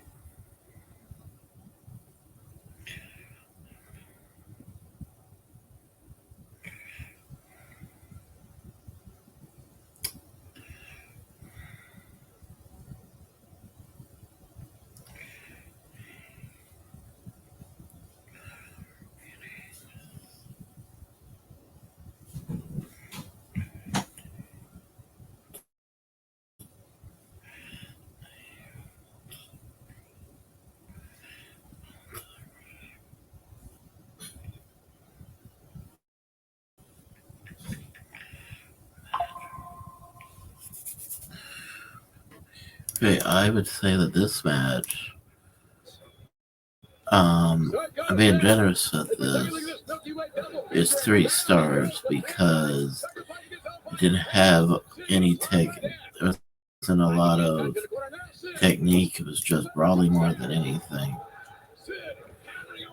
So I'd say, even though it's a world title match, I would add the only thing that made this watchable was that was a title match. Ooh.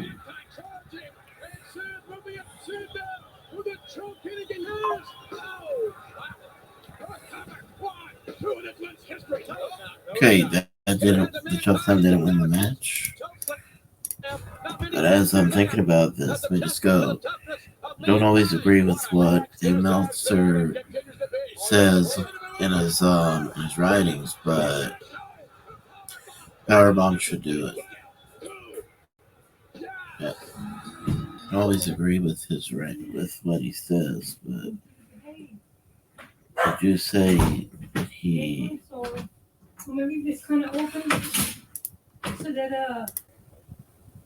can't find specifically what he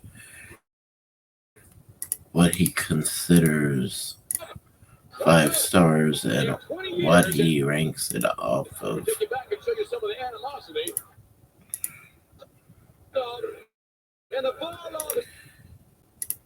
But what I do know,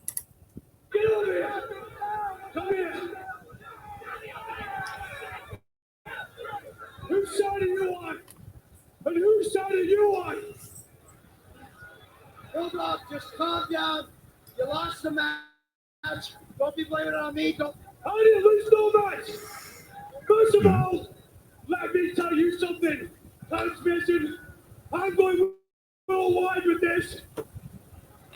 In Nashville, Tennessee, the British Bulldog has just Quiet your transmission! No! Quiet! Who's quiet? Who's quiet? He was fired. Boy, it's gonna spit wide open right here tonight. There you see the Right. Show Davy Boy Smith had just fired Clarence Mason because he didn't trust him as their manager. They show them after that. They show them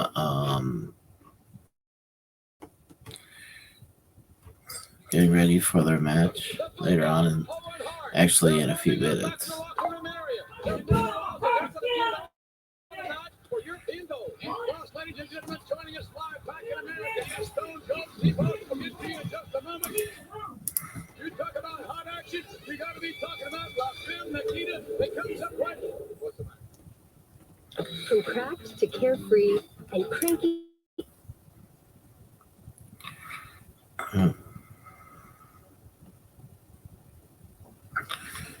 So,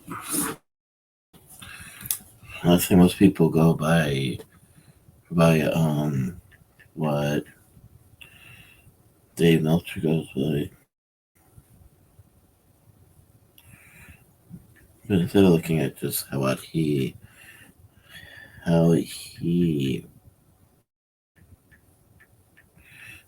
does it, let me just look at how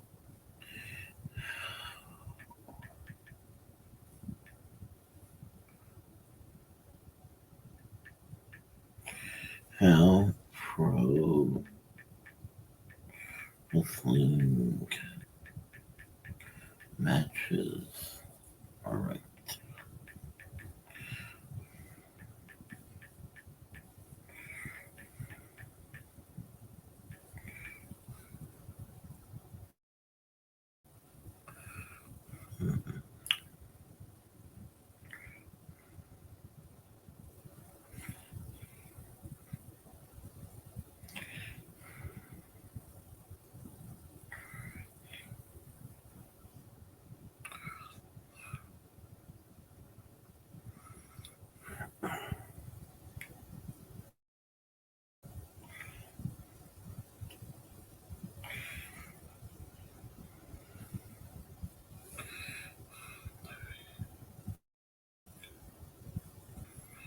Yes, I can't say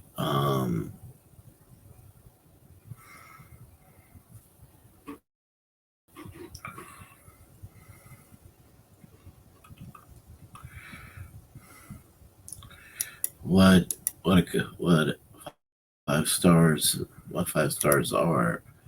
I think of places like the Sportster. I think the Sportster might have a way to rank stars or matches.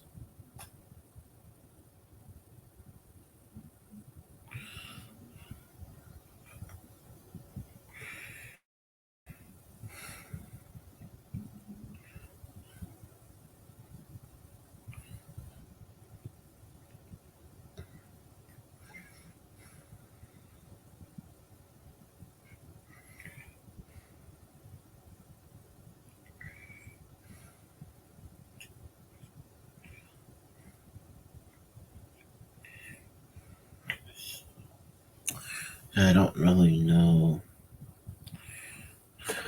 what website I was looking at last night or the night before.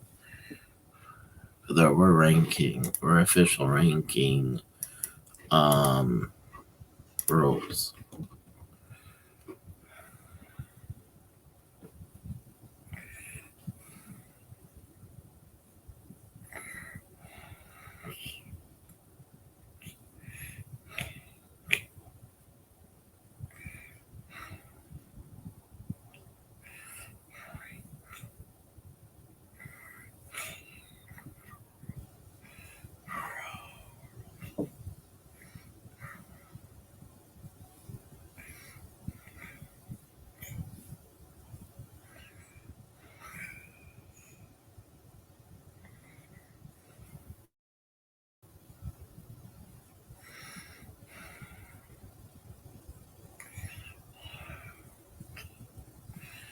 Okay, so let's see what they even have a committee in PWI for that.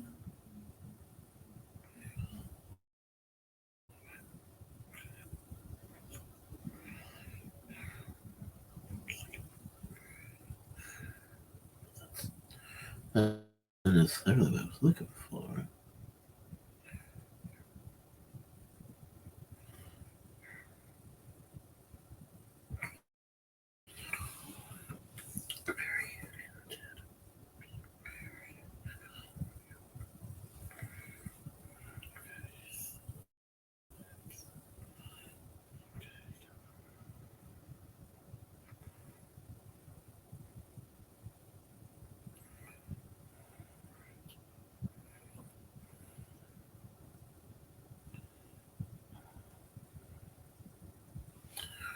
So if I was to describe a 5-star match versus a 4-star match or a 3-star match, I'd say that technical wrestling ability, that's a given.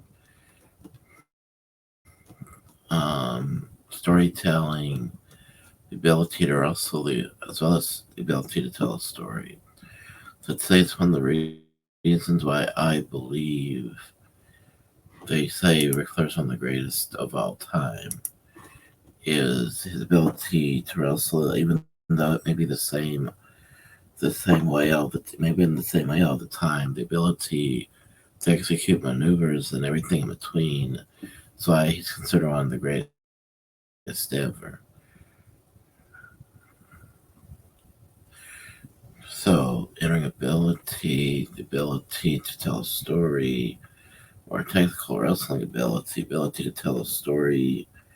Um, so that's why it's important to find out what the actual rules of rankings are.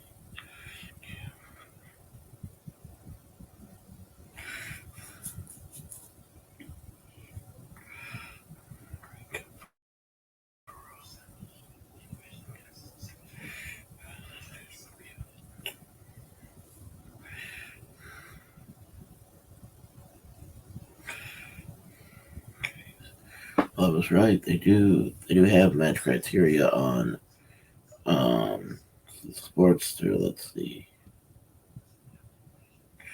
technical ability, storytelling, psychology and character work, crowd reaction.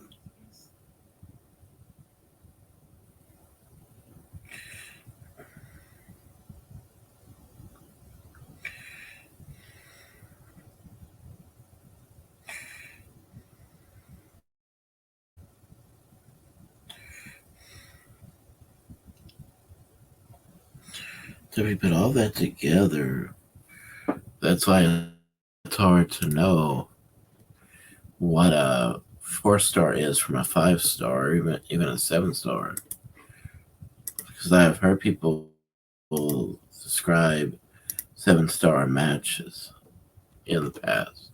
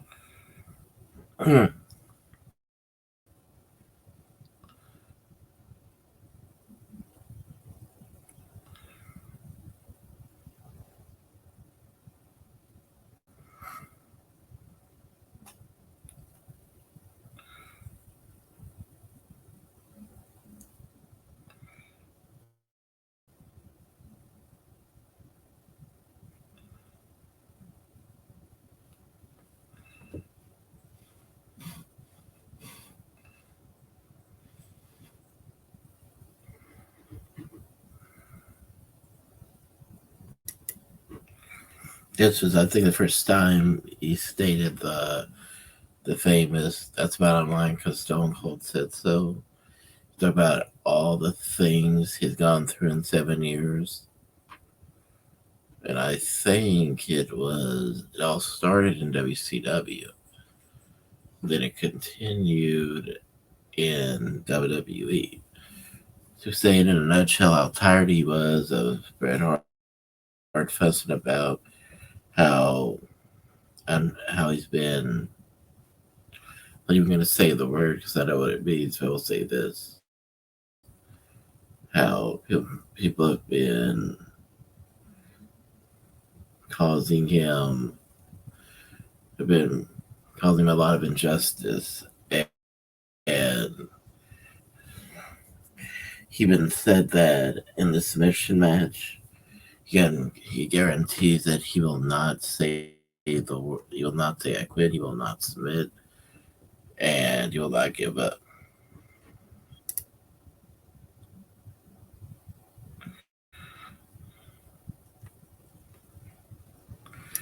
The final comment was when he was asked why you're so bitter, he said, "You're gonna ask me that? You expect me to be happy when you treat me like a dog?" And he said, "Looked like a decade to me," and that was the end of it. This is bottom line of this show, European title match. Owen Hart coming out first.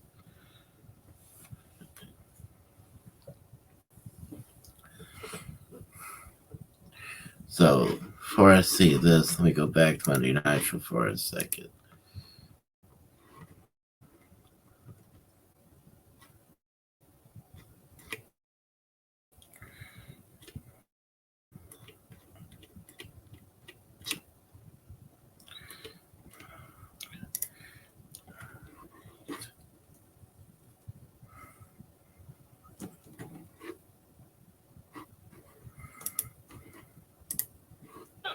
We gotta go for popcorn, stupid. We gotta go to a break. Come on back with us.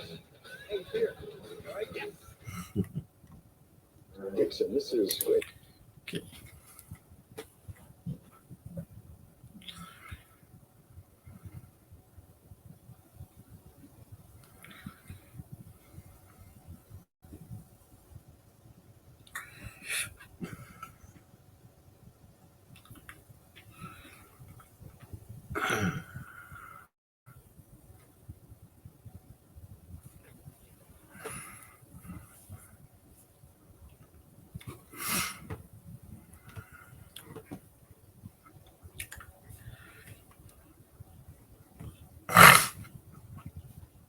Okay, so see what the next match is.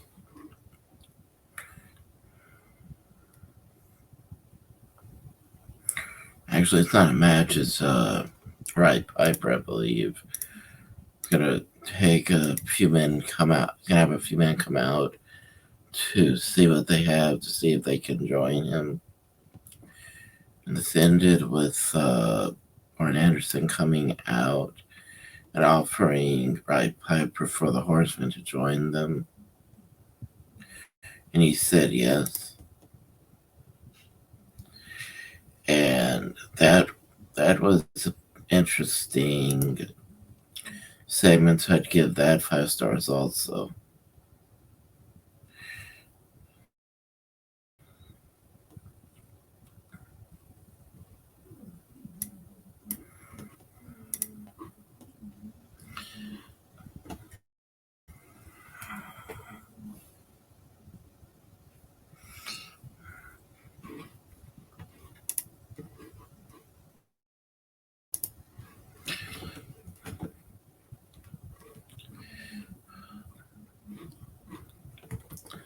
I will say this about StreamYard. I hope it's not. But I guess the rules to say on air how I feel about y'all. The truth is y'all are the only one I know of that even no matter how long I talk, it comes out quicker when I upload it. When I upload the audio, it comes out quicker than when I use an audio app. So I give y'all credit for that. Thank y'all. Thank y'all for that.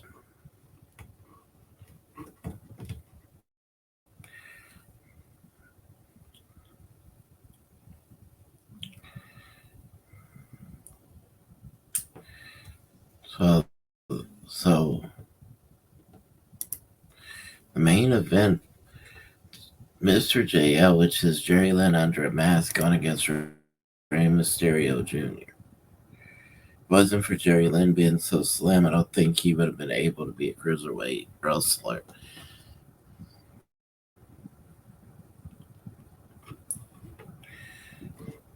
So I'm gonna have to actually go back and talk about European title match before I talk about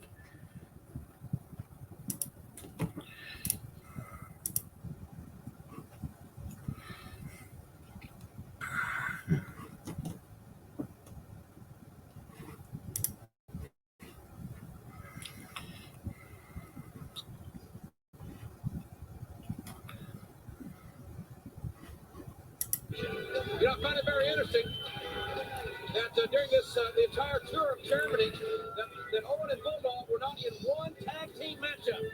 They signed no tag team matches. They spent very little time together. But when you ask them independently if everything's okay, they tell you that it is. But how can it be? I think we're going to see an explosion right here tonight. It's going to rip the seams right off this whole relationship. And here it comes. The co-owner of the Tag Team Championship. Yes, ladies and gentlemen, the partner and meet the brother-in-law of the Hit Man Bret Hart as well as Owen Hart. Here comes the British Bulldog.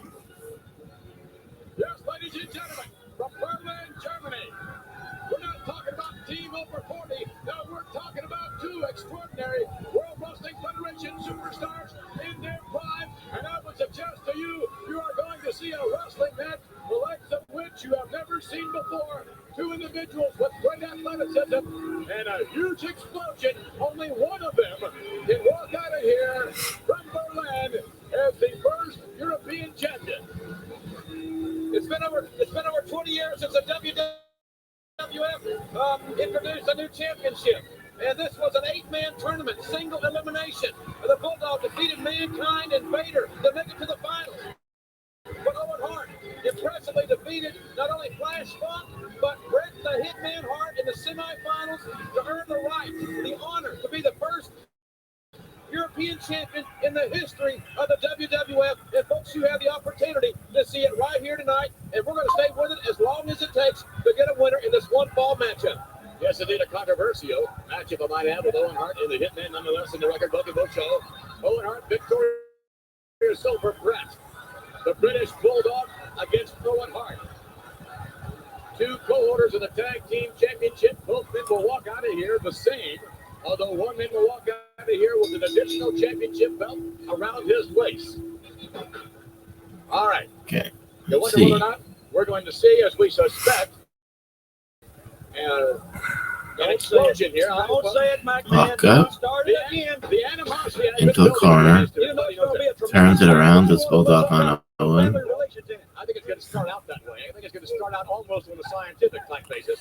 But then from there, Clean break, which is a surprise in itself. The British Bulldog, as soon as the cheating begins, I think that's when you're going to see the fireworks. You know these are two great wrestlers like all the people in the World Wrestling Federation. We don't just drive up and down Interstate 75. We go all over the world just like these two Walk up, suck. See if he does any of that fancy roll through. Even that handstand turns into a wrist lock that was good too. Owen does one of his own. Simon, when he does the wrist lock, it causes Bulldog to flip.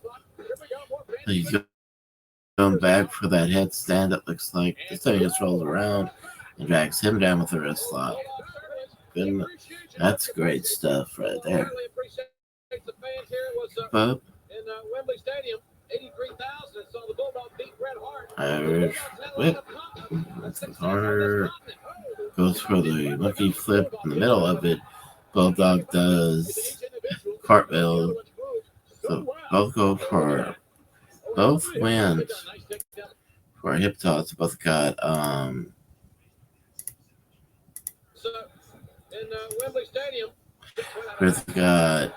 both of it got counted on them. Blocked. Right hand to left hand actually. Bulldog tries to go for a flip of some kind. Then turns it into hip toss. Gets kicked by Bulldog. Both stand, look at each other. Shake. Didn't even shake it, slapped each other's hand. And again, ladies and gentlemen, that's what it's all about. The European Championship. And I was holding that belt when that picture's being made right now, and I'm telling you what, it weighed about 15 pounds solid. Looks like going for that test of strength. Big risk by Owen because Bulldog's extremely strong. Yes, the power of the British Bulldog. Bulldog's got a lot of it, more than Owen Hart. Owen Hart may be the quicker of the two, but in any event, there's no doubt the Bulldog is clearly the stronger of the two. And again, I don't think we've ever had a match. Turns it to a springboard flip. Hip tosses Bulldog.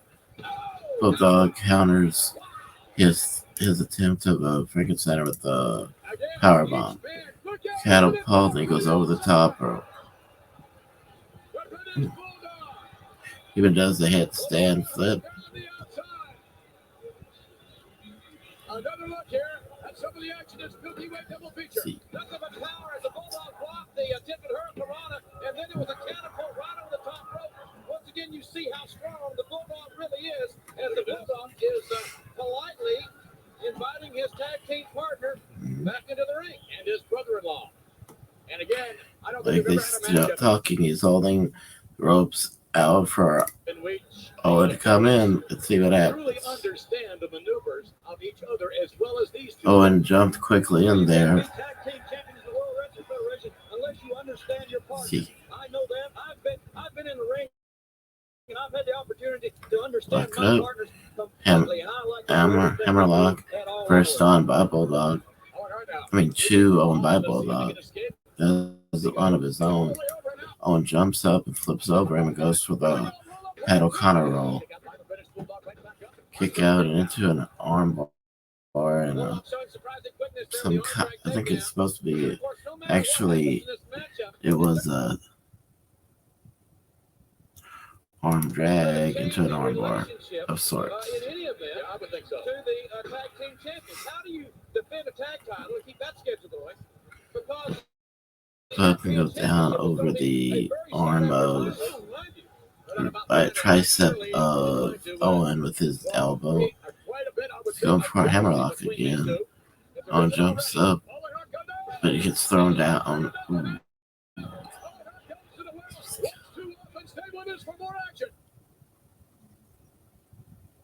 We're back, ladies and gentlemen, from Wrist lock. Yes,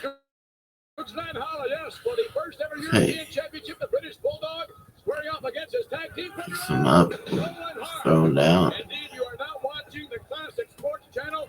No, you're watching the World Wrestling Federation, and you're watching two fine young athletes go at it here from Berlin, Germany, for the first ever European Championship. Take a look at this double feature. Milky Way double feature, another great illustration of the power of the British Bulldog. And the Bulldog First whip by Owen gets caught into a crucifix pin by the British Bulldog. Got a kick out by Owen. Good face lock. Good thing Owen landed on his feet. He could have gotten hurt right there.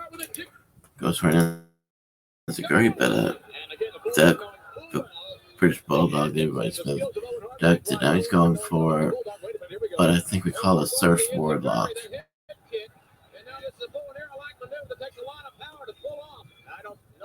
Call it a bow and arrow. I thought it was a surfboard myself. I'm not sure. See if he lies down or if he just goes back with them. Here we go. The British Bulldog. Pull back, right, and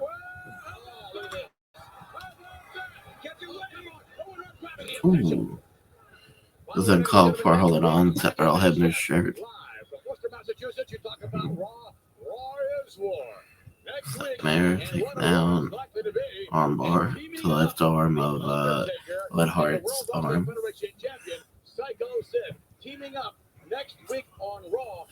The left side of Owens' arm, that is Irish whip coming, runs over Bulldog's back, big frog by Bulldog, and he pushes him across with his feet. Counters, he stands up, counters the running crossbody press attempt, but with a back body on Bulldog that he does head running handstand jump. Now he's holding the ropes for Bulldog to get back in. The British Bulldog's talents are by this rather partisan crowd, I would suggest. Absolutely. Here in Berlin. Bulldog, a native European, and Owen Hart. That surprised me. Yeah, that quite frankly surprised me. As you can hear, the crowd surprised as well. It seems as though the World Wrestling Federation is full of surprises as of late.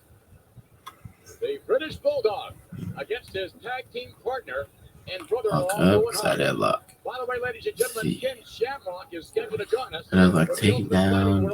1, 2, stretch shoulder up.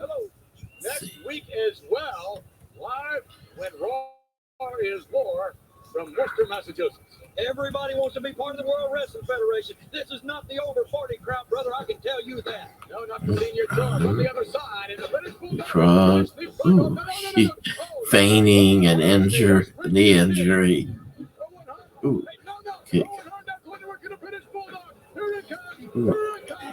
Centrifuge by Owen Hart. They call it playing possum down in Oklahoma. And Owen Hart just Let's call it playing possum here in Louisiana too. He's going for his version of the sharpshooter. Ooh, he gets pushed off with a British Bulldog's leg. He doesn't have any artificial hip, please, I don't believe. And look at that. And again, Push a couple of times. we've seen a lot of scientific wrestling, but now we're going to see Side something else, I headlock. think. Bulldog, set up Irish now. whip. And now runs over the back.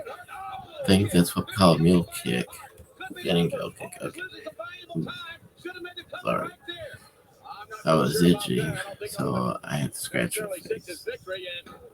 Kick him in the abdomen. Again, back to the double feature. Let's take another look. I don't know. That's pretty impressive to me. Got it right in the head. That was devastating. And just kick. I think Owen definitely made a mistake. Now we see The backbreaker on the Bulldog. double feature. And now Owen Hart trying to punish the back area of the British Bulldog. Owen Hart now is singular in his Into purpose, the back. trying to knot up that muscular lower back of the British Bulldog. You get Charlie Horse's spasms in your lower back, just like you can in your legs.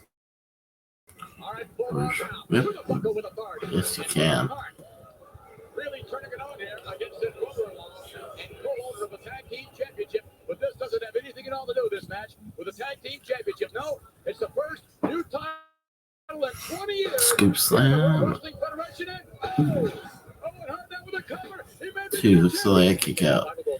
Before the cover was the standing leg drop. Again, I don't believe we've ever had a match in which each opponent knows the moves as of the other opponent as well as we have seen in this match. This has been a tremendous matchup, which I knew it would be, although you're still trying to interject the family part of it. And I did understand it's Stu Hart. He's had a brain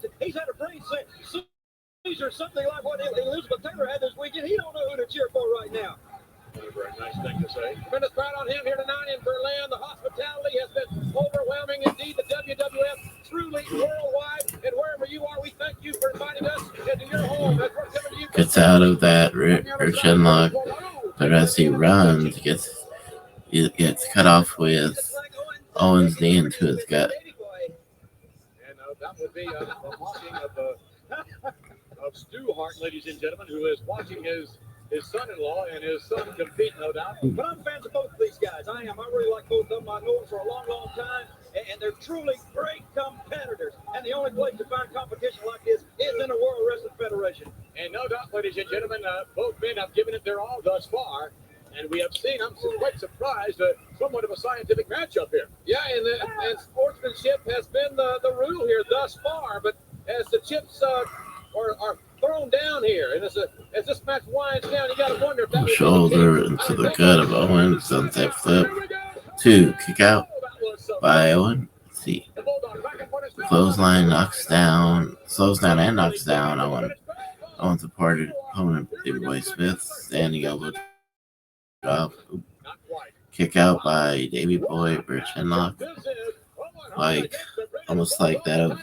You have to rear chinlock call, right? When you stand up, it's when it's super hold. And now, the World Wrestling Federation Rewind. Brought to you by Milton Bradley's Karate Fighters, the real hand-to-hand combat game. Amen, Bret Hart. Show from earlier in the night. China getting in there to stop Bret Hart.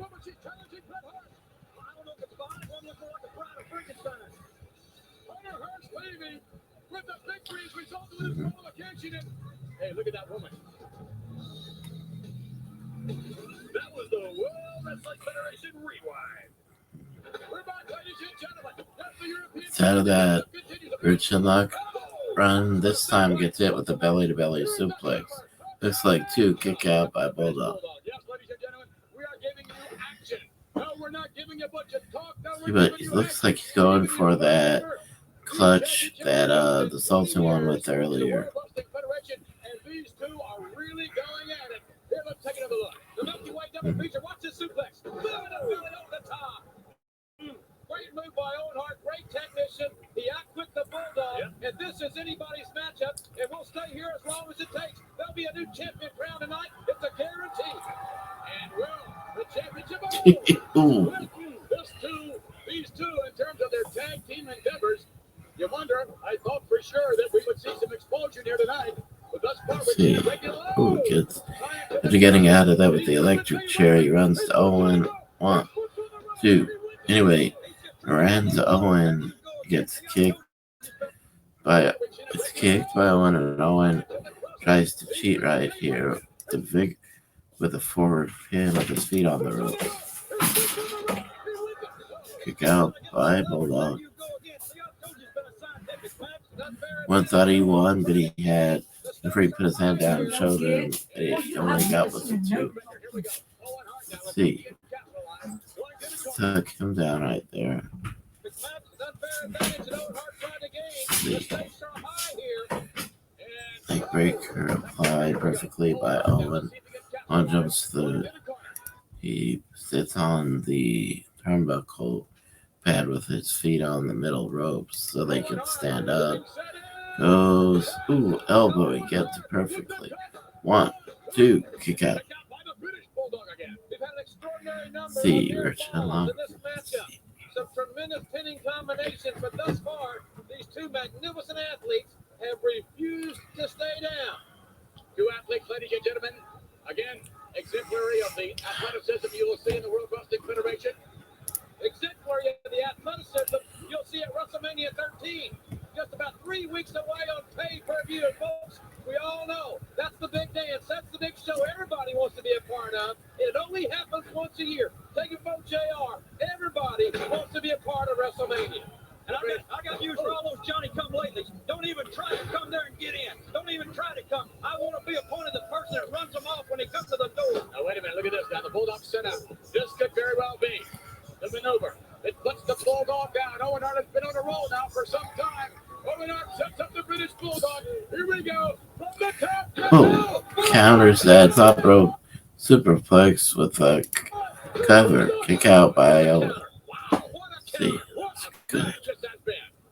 That was an amazing counter move. And let's take another look at it, JR. Certainly worth another look at the counter. The Bulldog holding over the ropes, grabbing some leverage. That was a smart move by Davey Boy. Rich whip, ducked by Davey Boy. Flying clothesline takes down Owen. Another clothesline. Let's see. Ooh, on the clothesline too. Let's see what he does next. Goes for the late vertical suplex, gets it. Cover, 2, kick out, shoulder up. And Owen Hart escaping. What a matchup. Can Owen Hart hang on here? If the Bulldog doesn't make a mistake, Irish whip, ooh. Picks him up. That looks like it was on purpose. That should have been a disqualification. Of course, titles can't be won by disqualification. Should have been an official infraction, though, or infraction or something. See, face lock. He jumps over Bulldog's head right there with a German suplex. Kick out by Baby Boy. Perfectly executed by Owen Hart. I don't care who wins this one, they're going to deserve that European Championship. What a matchup this has been. The Bulldog and Owen Hart. Here we go, reversal. It's Owen Hart. Reversal gets caught. It gets caught on his shoulders. The Bulldog holds on and finally lets go of the ropes. He falls down on top of Bulldog for a kick out. Goes for that corkscrew of sorts. Crossbody press, but gets caught. Gets reversed on him by a Bulldog. 2, kick out. See. Insecurity, this time he gets it. Causes Bulldog to flip.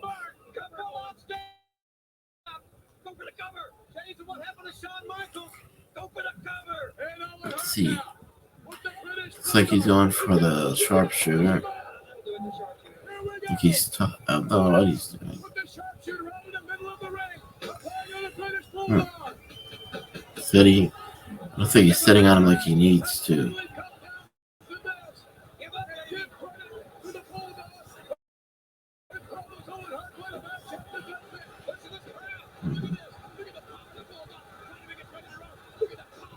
Gets to the rope. Owen has to break the hold. Once again, he thinks he won, but the referee has to tell him no.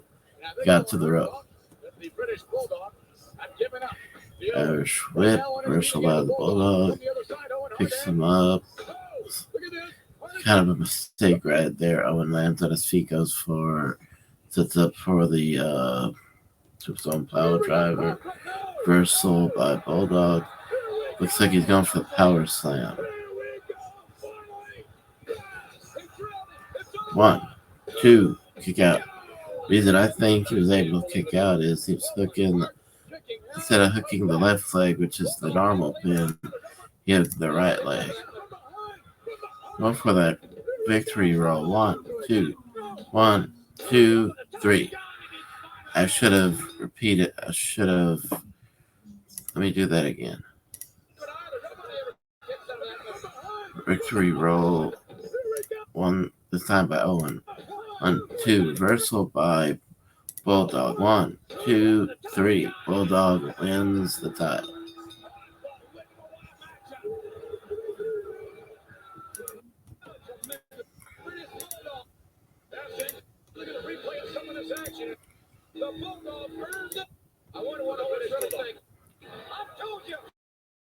They shake hands. Everything's okay.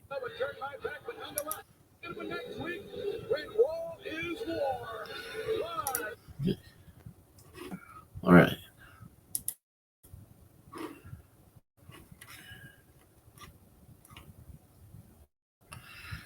See how Nitro ended. That in the last match was a 5-star if I've ever seen one.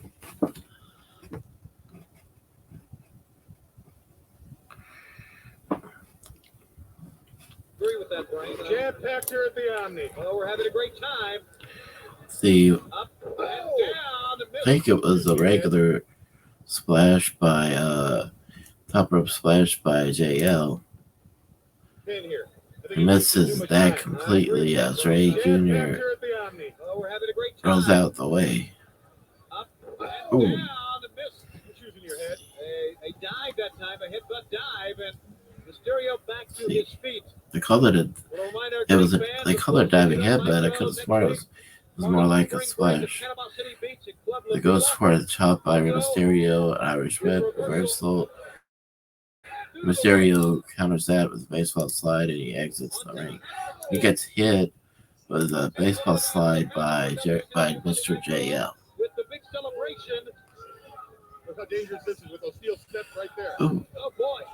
And a tumble on the outside. On the 24th, the original Cannonballs is done by JL. That's what he did right here. Virginia and the Civic Center. Well, JL with that running somersault off the ring apron looked like he may have taken something out of himself in addition to Ray Jr. He came a long way. He took a heck of a tumble on top of that man. Ooh. Gets slowed down by Ray Jr. as he's climbing to the top rope. Where is he going to He does his own Frankensteiner on the top rope. For nearly, I think it's over. He's taking too long to win. Kick out by JL. Mysterio back to the attack once again. Irish whip reversal by JL. Right forearm into the gut. Inverted atomic drop by JL. That absolutely no one expected. Both men back up now. So Irish whip. See, a couple of times he ran and did something flipped over the ropes onto the apron. Mr. JL, he hits Mr. JL on the stomach with his shoulder and head. Signals for the Hurricane Rana. Gets it. 1, 2, 3. Short of a match as it was good enough to where I could say that was a 4-star match in itself.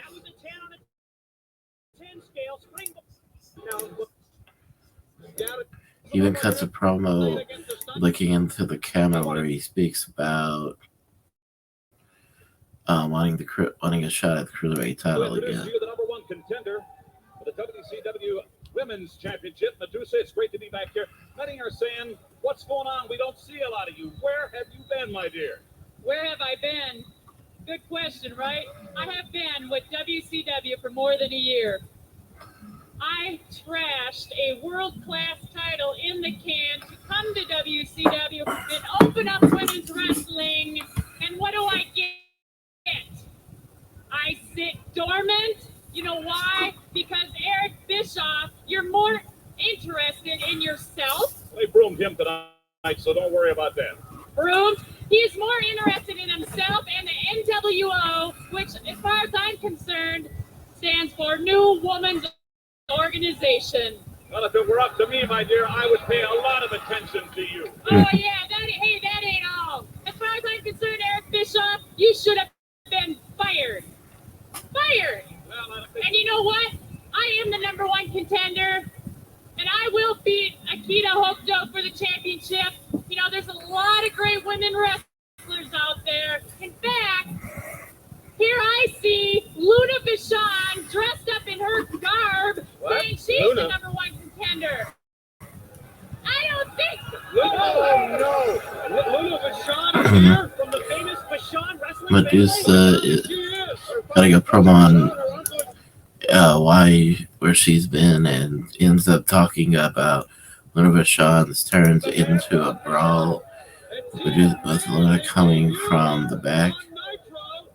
You call her name, and by golly, here she is. Oh, wow, what a family tree. And what other shocks, what other surprises are we going to have? We got to step back. Go to commercial break. Let's see. Enjoyo comes out. And of course, we saw getting out of the... Let's see. Fans, that's his team. Now, who are you going to bet on? Piper's team? This whole promo was about how unbeatable they are against Piper's team, and we're probably telling them they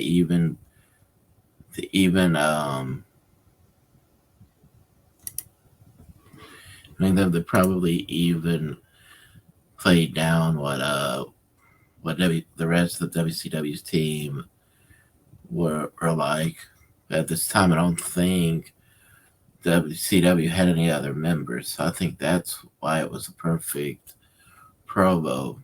But if they had booked it differently, they would have had would have had would have ended up having a better story, and it would have looked more competitive than it ended up being. There you have it. I'd say that anytime in the early days of the NWO being big like this, I thought I didn't mind hearing from Hall and Nash, but Hogan a lot of times when they focused too much on Hogan and not enough on Hall and Nash, got to be too much. But I would say that even that promo was a good promo to promote the pay-per-view from the NWO.